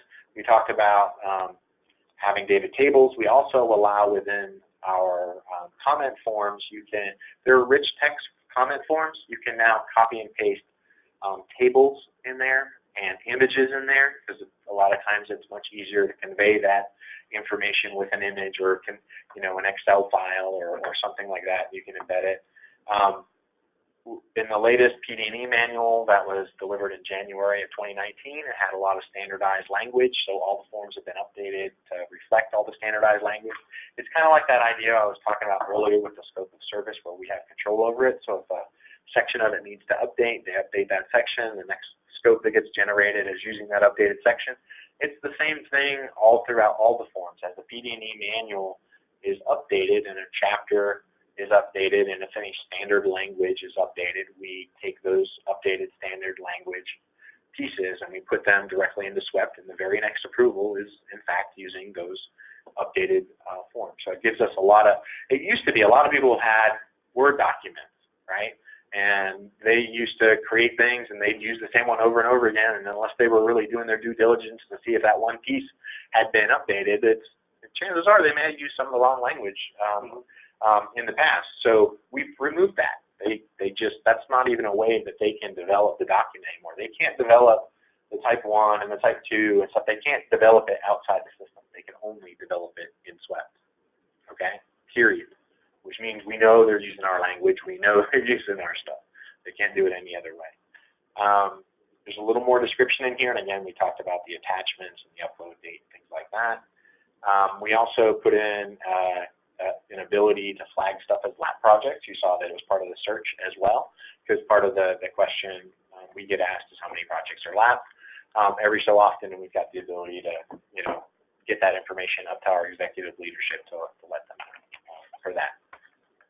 Because I guess that's an important point, and I assume these guys already know, if it's a lab project, it follows the same process.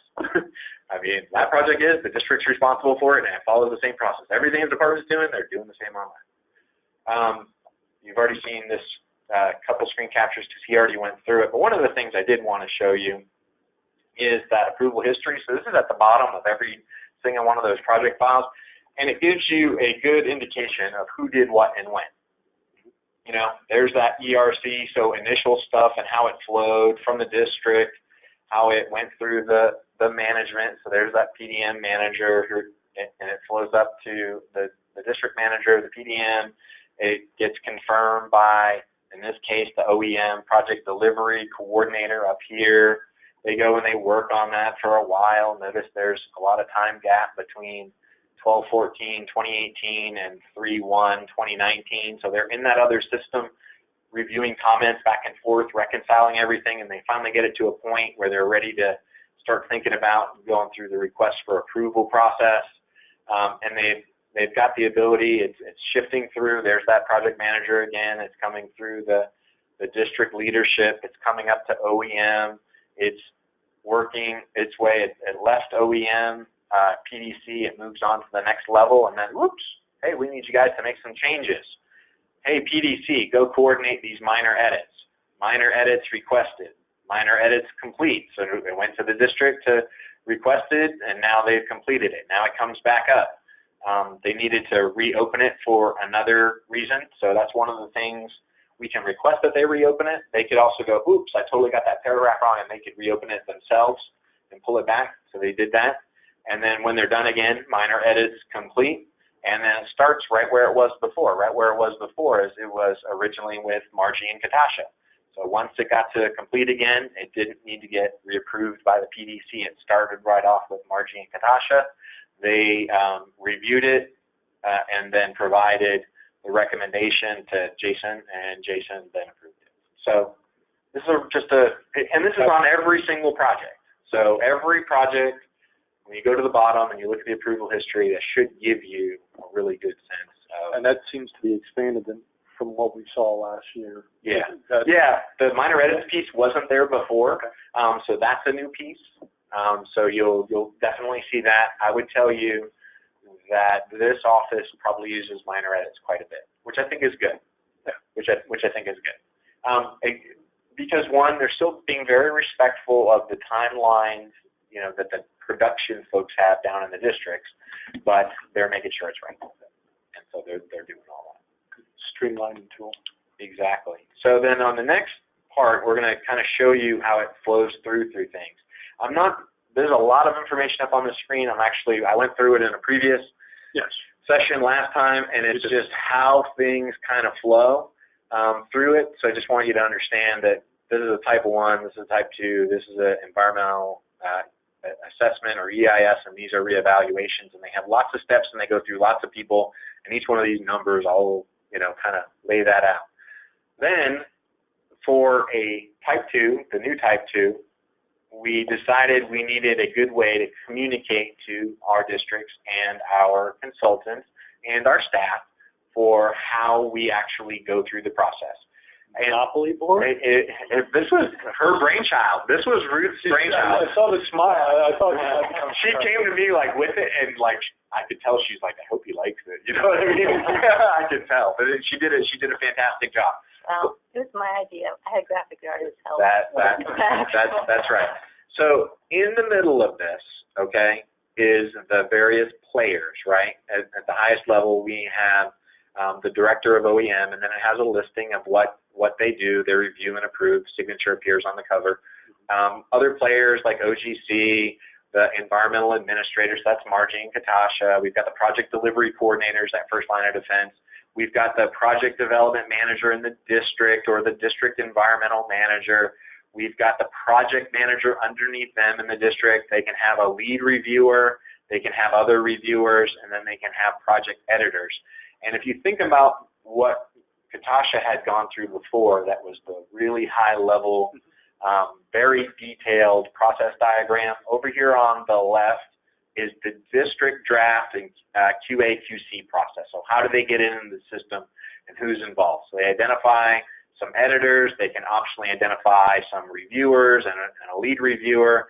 They're preparing things. When it gets satisfied to a point, it can either come out of the review process or the editor process to the project manager. The project manager, confirms or returns it to the people ahead of them.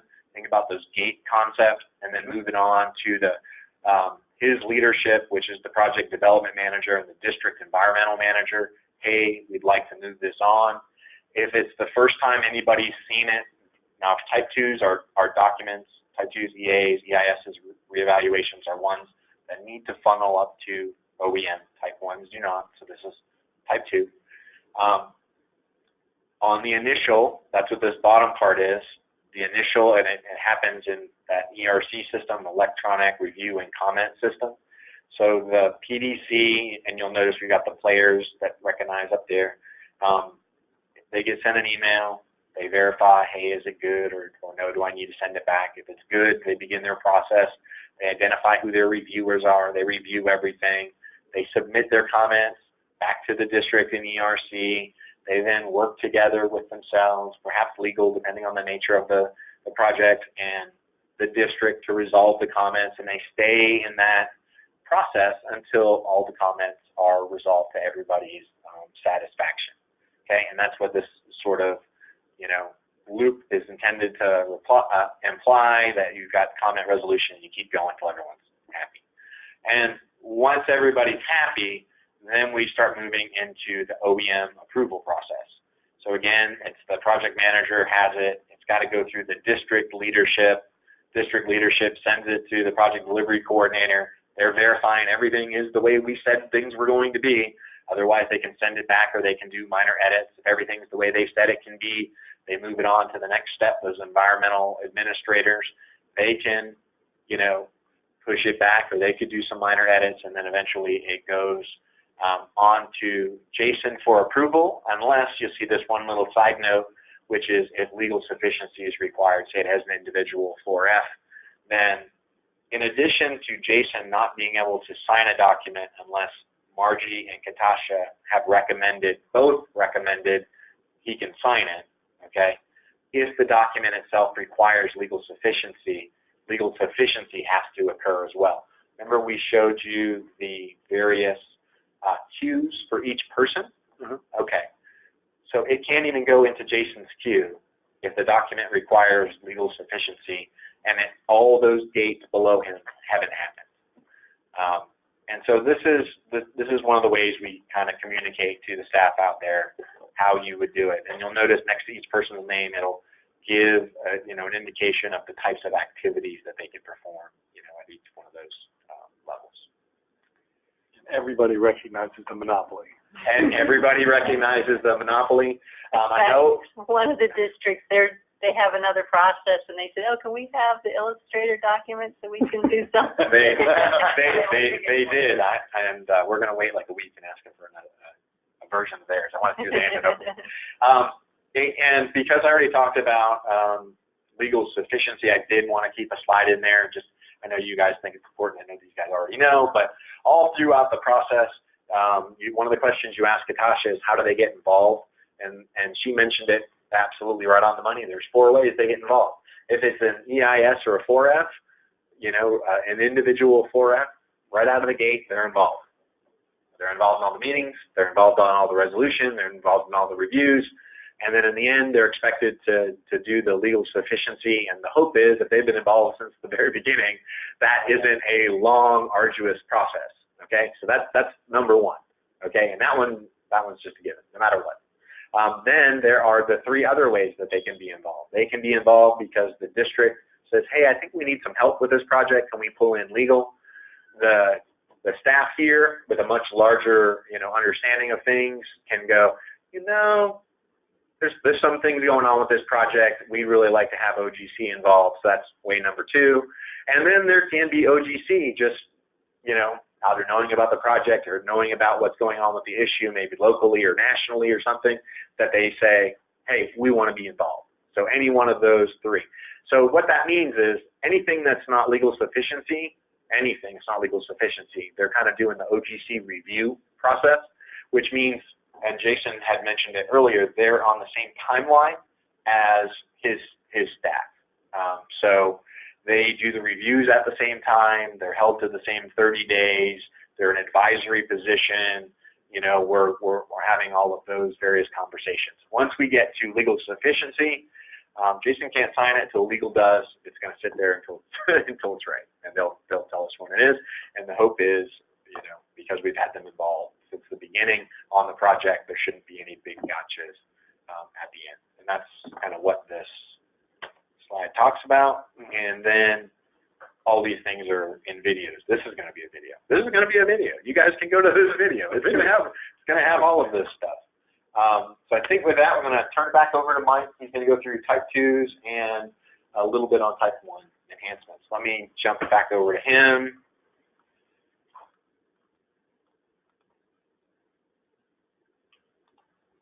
And then after Mike, we're going to go right to Ruth, and then we're so Mike was a little longer than 3, but don't worry. And Pete did show some of this in the previous slide, so I'll try to keep this brief. But the way that they get to the form is through the Type 2 termination form link on the menu, and then they are able to punch in an FM number. And just to mention while he's punching in the FM number, so again, we're linked to the FDOT work program database, that number has to exist in the approved FDOT work program database. If they type in a number that isn't in the FDOT work program database, which for everybody else, that's what we consider to be the bank for the department. If it's not in there, they'll be presented with a message that says this is not in the work program database. Go work with your work program folks to get this corrected. So in order to even move on, it's got to be, you know, a work program number that is in that approved database, and it can't be used for other stuff. If you happen to pick an FM number that is already a type 1, you can't do a type 2 on a project that's already been identified as a type 1. So there's a lot of internal controls in place to make sure that our folks are getting to the right projects. And before we had SWEP, people were doing this on paper. And so there were a lot of, you know, people transposing numbers and stuff like that. So it's been a really good bang for the buck to kind of get folks all working off the same sheet music. And once they type it in and load it, they'll see the form, and it's organized, like Pete mentioned, according to the various sections. Those sections have a status. Some of them aren't started yet. In this case, no editors have been assigned. So this is just the district environmental manager working on this document right now. They can assign editors. They can also assign reviewers. And the way they do that is just by typing in a name. So for example, I could add this person, and I can say which sections I want them to edit, and I can continue to do that. I can also add reviewers if I choose to.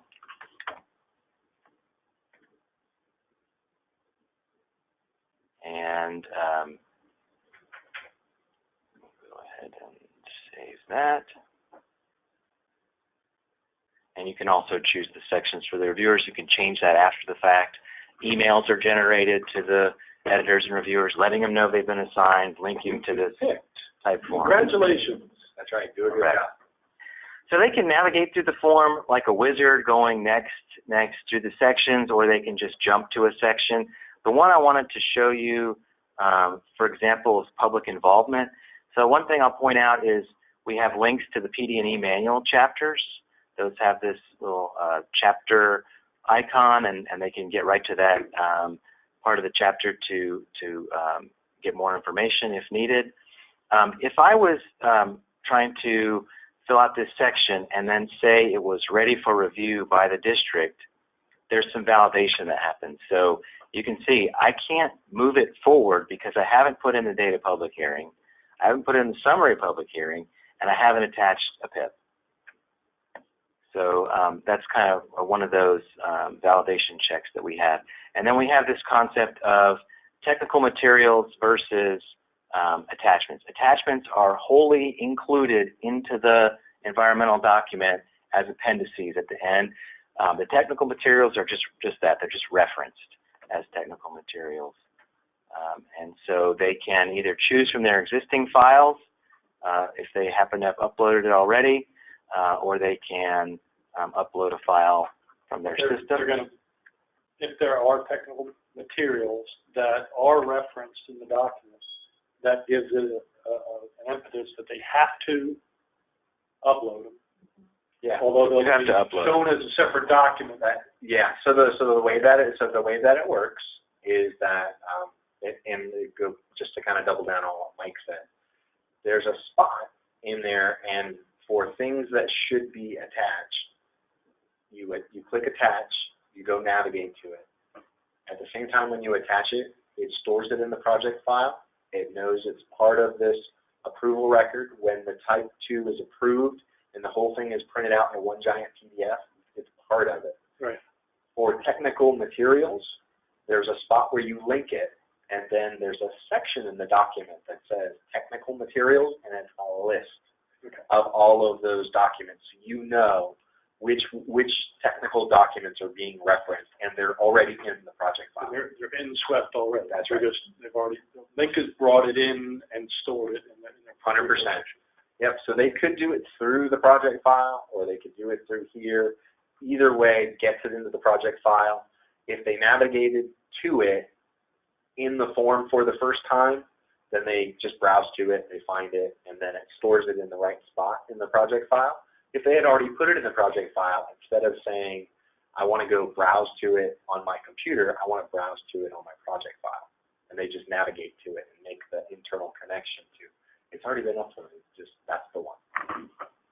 And we have some notes on there for them that explain that further in case, it's been a while since they've used it. Technical materials are referenced, attachments are incorporated. And they can save as they go. They can send individual sections for review. If they're ready for review, they can also choose all of the sections that are ready for review and send them up at once for review. And so, interestingly enough, exactly where he's at now, you'll notice this is sort of the summary or status. So if you're a project manager or somebody that's in charge of this document, you can see all the various sections. Oh, they haven't been started. Oh, they're in progress. Oh, they're ready for your review. Oh, they're ready for approval. And really what you're doing is on each one of those sections, you're getting them to a point where they've all been reviewed and they're ready to move on to the approval process. And that update status will change based on the activities you've completed relative to that. When it's already they're green. Yep, when they all turn green, then you're ready to go. But again, that's an internal check because it won't let you move it on until they're all green. And it tells you what you need to do. Yeah. So they can create a PDF of the draft, type to as they go. Just wanted to show you that PDF does have bookmarks that link to all the sections. And here we have a listing of the technical materials. So far I've just added the one, and then there's the attachment, which is listed, and then this is actually the PDF that I said was, I believe, the public hearing transcript in that case. So that's not it. Right. It's appended to the document. Oh, okay. You're going to show a real example. Great. So that's the type 2. I guess some other stuff I could show you, just quickly point out. In addition to the PD&E manual links, in some sections we have actual videos, right? Do you know one? In natural resources? Yes. Yeah. So this is where we've had folks from this office who did a training video explaining, the thinking behind or how to fill out that section appropriately. More guidance. But easy to get to. Yeah, it's right there, and it's about that same. Right. This is how you fill out this piece. This is what we're looking for. This is what you should be analyzing. This is the type of documentation that should be there. I can dig into this more. I can jump over to the type 1. Yeah, I think you're good. So on the type 1, again, it's you punch in the FM number, and I think I have one loaded already. Here we go. So this is the type 1 checklist. Here's where they can put in related FM numbers. Here's where they can add additional identifiers.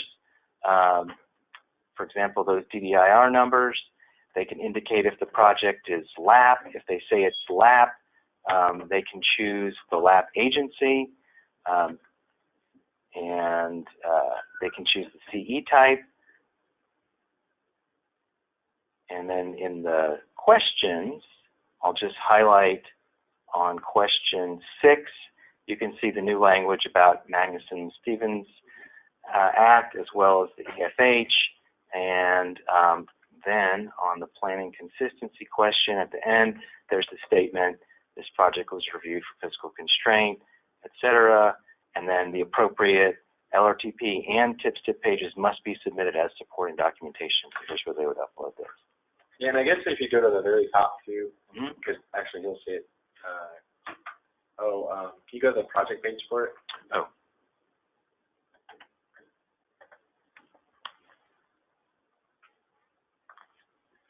And just next to the FM number itself, you see the ISO links, TIP link. You won't see the PSEE link. That's Project Suite Enterprise Edition. It's internal to the department. It won't help you guys because it's behind the secure FDOT firewall for applications, so you won't see that. But yeah, you can click on the tip-stip link. One thing when you guys are thinking about that, especially when you're looking at things that are in the past, especially for type 1s, one of the things, the requirements that we have is, one, that you got to have the tip-stip pages, right? But what's important about that I just wanted to make sure you guys are aware is that in many cases, those type 1s are started and completed very quickly, right?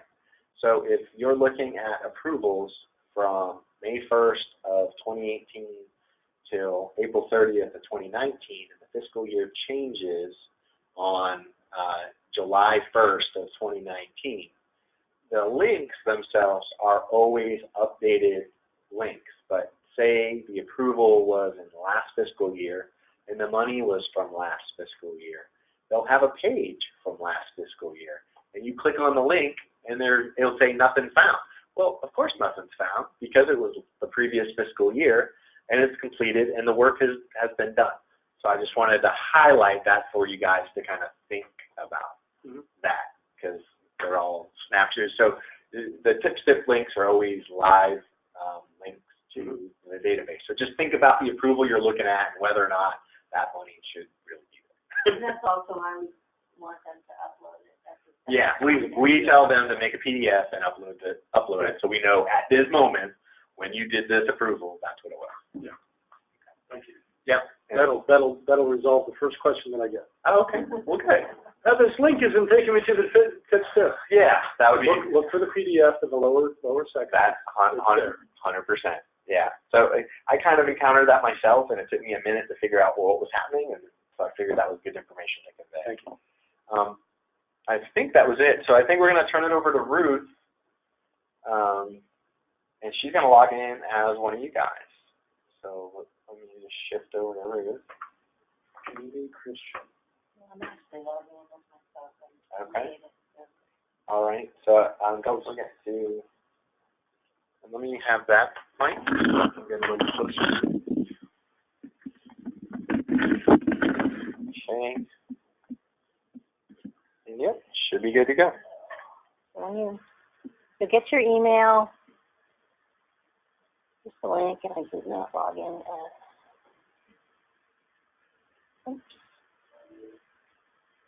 My computer just died. Oh, your computer did just die. Was it not plugged in? Want to use mine? Yeah. Yeah. Sorry about that. All right, we'll switch It back. is plugged in, but you know what? Yeah. These plugs have been giving me problems. They have been. So, yeah, good. Go ahead and get it logged in, and I'm making you the presenter. I was going to say it died while she was the presenter, so she's no longer got the capability of allowing somebody else to become the presenter. No, we're okay. But so hang on for just a minute because I want to see if I can't get Joe. Can you come sit next to Ruth because it might take me a minute to get it back on the screens. So everybody else can already see it out on the screens because they're on GoToMeeting, and I'm gonna log into our represent because she was the one that was presenting. Yeah. So it'll just take me a minute, but if you're sitting next to her, then you'll be able to see it. I got you. Okay. Thank you, sir. So we don't need to be as complicated as the districts because we don't have to enter all the information. So we've designed this page that when you log in with your role, you see what you need to see to get your job done. The basic navigation is the same, no changes. Mike already went through that. A couple things to point out because I don't think this was available last year was the ability to export to Excel, your list, PDF it. One thing for sure that is different is this table, data table, is what Pete was mentioning. I wanted to point out a couple things. First, you can decide what you want to see. If you don't need to see all these columns, you don't have to. Like, for example, 2 weeks ago, or a week ago, we implemented the additional identifiers. So most of them are going to be not applicable. You probably don't need that. You don't need to show it on your screen. You know, you can just click, turn it off. So So you can turn on and off the columns like that. Okay. Oh, again, you can also, just to give yourself more space, get rid of the left menu by clicking on there. You can copy the data from the table, Excel, whatever. You can also start doing searching and sorting, like say I just wanted to look at District 3 Type 2 documents. And I can select that. You can also sort, like by date or whatever, by clicking the sort button. And then from there, you can start looking at it. One thing I wanted to point out, though, it will remember what you selected. So the next time you log in, this will be selected. I'll have District 3 Type 2 CE. So why that's important is, like, it's nice if you're concentrating on a certain set and you have a bunch in that set and you're going and coming, but you do have to remember to reset it. To reset your filters. Yeah. So you would just say all. Let's go ahead and let's see. The other thing we got this is the same. The help and the contacts are all the same. But going on to the the project page.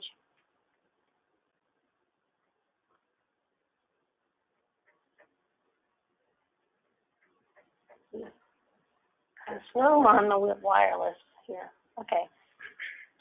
So project page, the top part, again, looks just like what we saw before. This is one of the new Type 2s, and when they update the project description, it includes the maps and the tables and stuff right there on the home page. It has the project schedule, project documents. Again, the important thing to point out to you for this year is if you go down to the actual environmental document, your supporting documents are right there. You click on that, and there they all are. They're also organized by topic, and all the other project files are too, but to me, that's just really nice to be able to go right there and find everything. There was some confusion with that. We walked through it a couple of times, but. Good. Well, we hope that helps. That'll help. Yeah. Thank you. That's fine. I wanted to, so I'll be able to. It's going to actually take a little while, but I had it downloaded already. I wanted to show you a real new Type 2, but this is actually 300 pages. Yeah, that's okay. That's okay. I remember.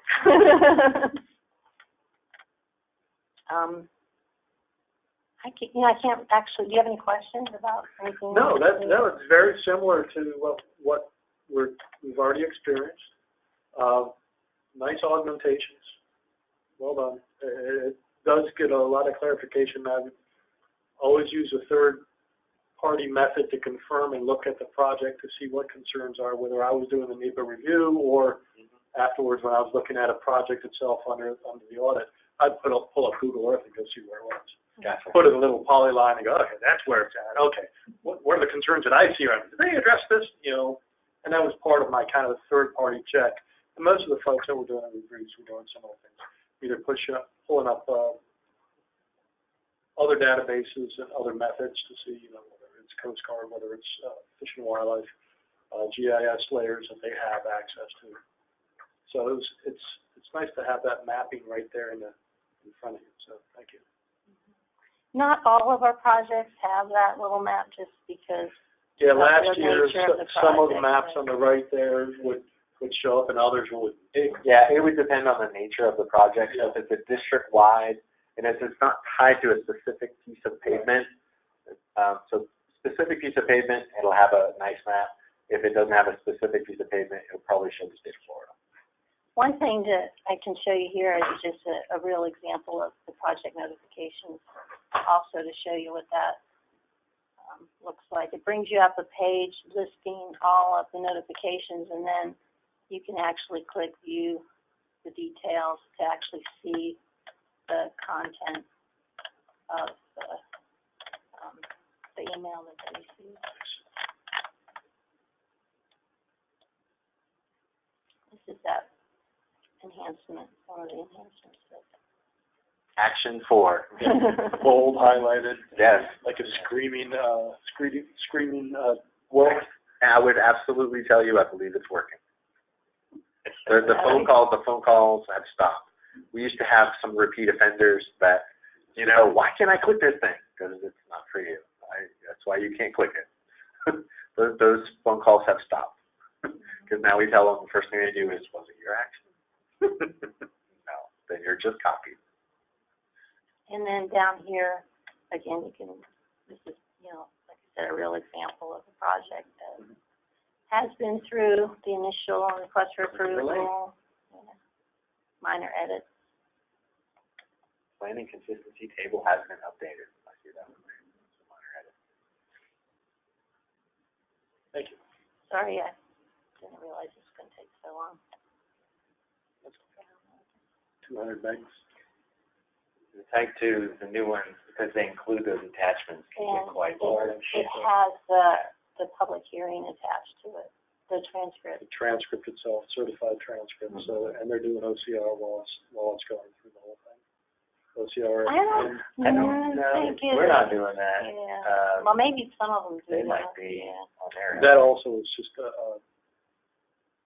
I know you've got it automated, but the wizardry that you did to make it automated, where your PDFs have a bookmarked link for each one of the topical areas. Thank you very much. That was very nice. Stephanie did it. Over there. The quiet one in the corner. One thing I've noticed is, depending on the browser you use, if you open it in the browser, You can open it now. Yeah, show them that, because that happens to me. If you open it, if you click here, it'll open in Chrome. Chrome doesn't support bookmarks. You actually need to open it from where you download it. Can you go back to this tab? No, It's not there. Sure, it's under download. Yeah, so it would be there, I think, under one of these.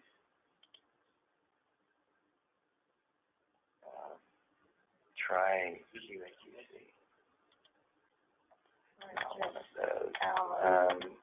Not in your downloads folder. Well, can I try for a second? Let's see. So I'm going to just download another file and see where it goes. Little tiny one. So it's going to this QAQC folder, and there it is. So if you open it with Adobe, then you have the handy bookmarks. I got you. That's actually one of the key reasons I wanted to open it up, so you could see that. But and you know, of course, you can go through the whole thing. But apparently, the quiet one over in the corner did that. Hold on. Yeah, she did. She did great. So you know, like what I like about it, and this is Stephanie's work, is all that form input that you saw. The little, I mean, it looks like a document. This is the generated document. Yeah. It is.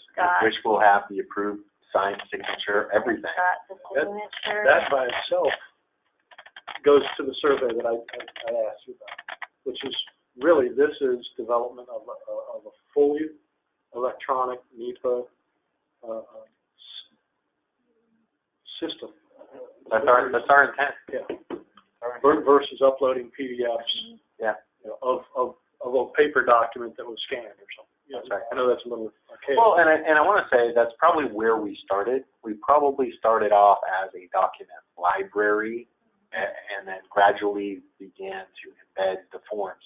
Now, one of the other things, just since we've got you here, is we're making electronic versions of all the 4F forms so that when the 4F resources are identified, they can go through steps and say, for this project, how many resources, and come to individual decisions on that one's programmatic, that one's exempt, this one has to be an individual, and all of those various things, and putting in the controls in place to say, well, these ones can be signed off by Roy and Matt with their concurrence down. Jason is the only one that can sign this, and by the way, it's an individual. It has an individual 4F, which also means legal had to sign off on legal sufficiency first before it can go to Jason. And we're in the process of integrating all of those so that they stop having a bunch of Word documents and each one for a different report for each one of these resources, but pulling it into one unified interface that allows them to individually step through each unique resource and come to a unique decision about each one of those. That one's no use, that one's exempt, this one is needs an individual, and then come to a summary of all of that information that can be approved at one time. Some things approved at different levels, depending on the nature of what's happening with that 4F resource or not, if it's a no use. I think that's all we had. That's awesome. Yeah. That's all? Yeah. So actually, that's probably a good point. The one other thing I know that should be evident, I'm going to take this back from you, Ruth, and make myself a presenter, and share my screen, and just go back to this guy, which is this guy. I hope what you guys walk away from this conversation, in addition to the idea that we're accessible, we're here to help, whatever the questions are, just ask. But I put up this list because I think, one, it captures what we've done in the last year that you guys just need to come up to speed on. Mm-hmm. But it also shows a significant commitment by the Department of Transportation to be successful under NEPA. Like this, we're all in. Like this should be a clear demonstration of all in. Let's hear all the things that we're continuing to work on. So I just wanted to toot our own horn a little bit. That I feel like I feel like we're working for a good state that's really behind this, that applies the resources and the energy, and we are always looking to improve. And I think just putting that list up there is a really good reflection on, or all of those training events, or all the all great reflections on the idea that Florida Department of Transportation is really all in on this process and wants to do a good job at it. So I just wanted to say that. Well done. Thank you, sir. Do you guys have any other questions? It's a little bit after 3. We kept you guys a little bit. I think I've asked mine while we were going. Okay. Anybody else on the line? Do you have any questions before I stop the recording? I think Luis left, and I know Scott could type a question. He had one. Hi, I've called in since. So no, everything looks terrific. Like Joe said, very, very impressive. That it's seems to be a completely electronic NEPA approval and processing system. Very interesting. Thank you. Yeah, we're trying. We think we can make it very consistent, repeatable, and we can put a lot of controls in place that really help us, make sure we manage those, the language, the analysis, the way it's presented. And institute the controls quickly. That's right. And efficiently. Exactly. Know that the next approval that comes out, will have those things in place. So yeah, I appreciate the kind words. Thank you, Scott. Is there anything else we can do for you guys today before we send you on your way? And I do the Is your account? No, I think we're done. If you want to stop recording. Okay. Awesome. I'm going to go ahead and do that. Scott, it was great to finally talk to you for a few minutes. If you need anything in the future, just reach out to us. We're happy to help. All right. I appreciate it. Thank you, sir. Thanks. Have a great one, Scott. You too.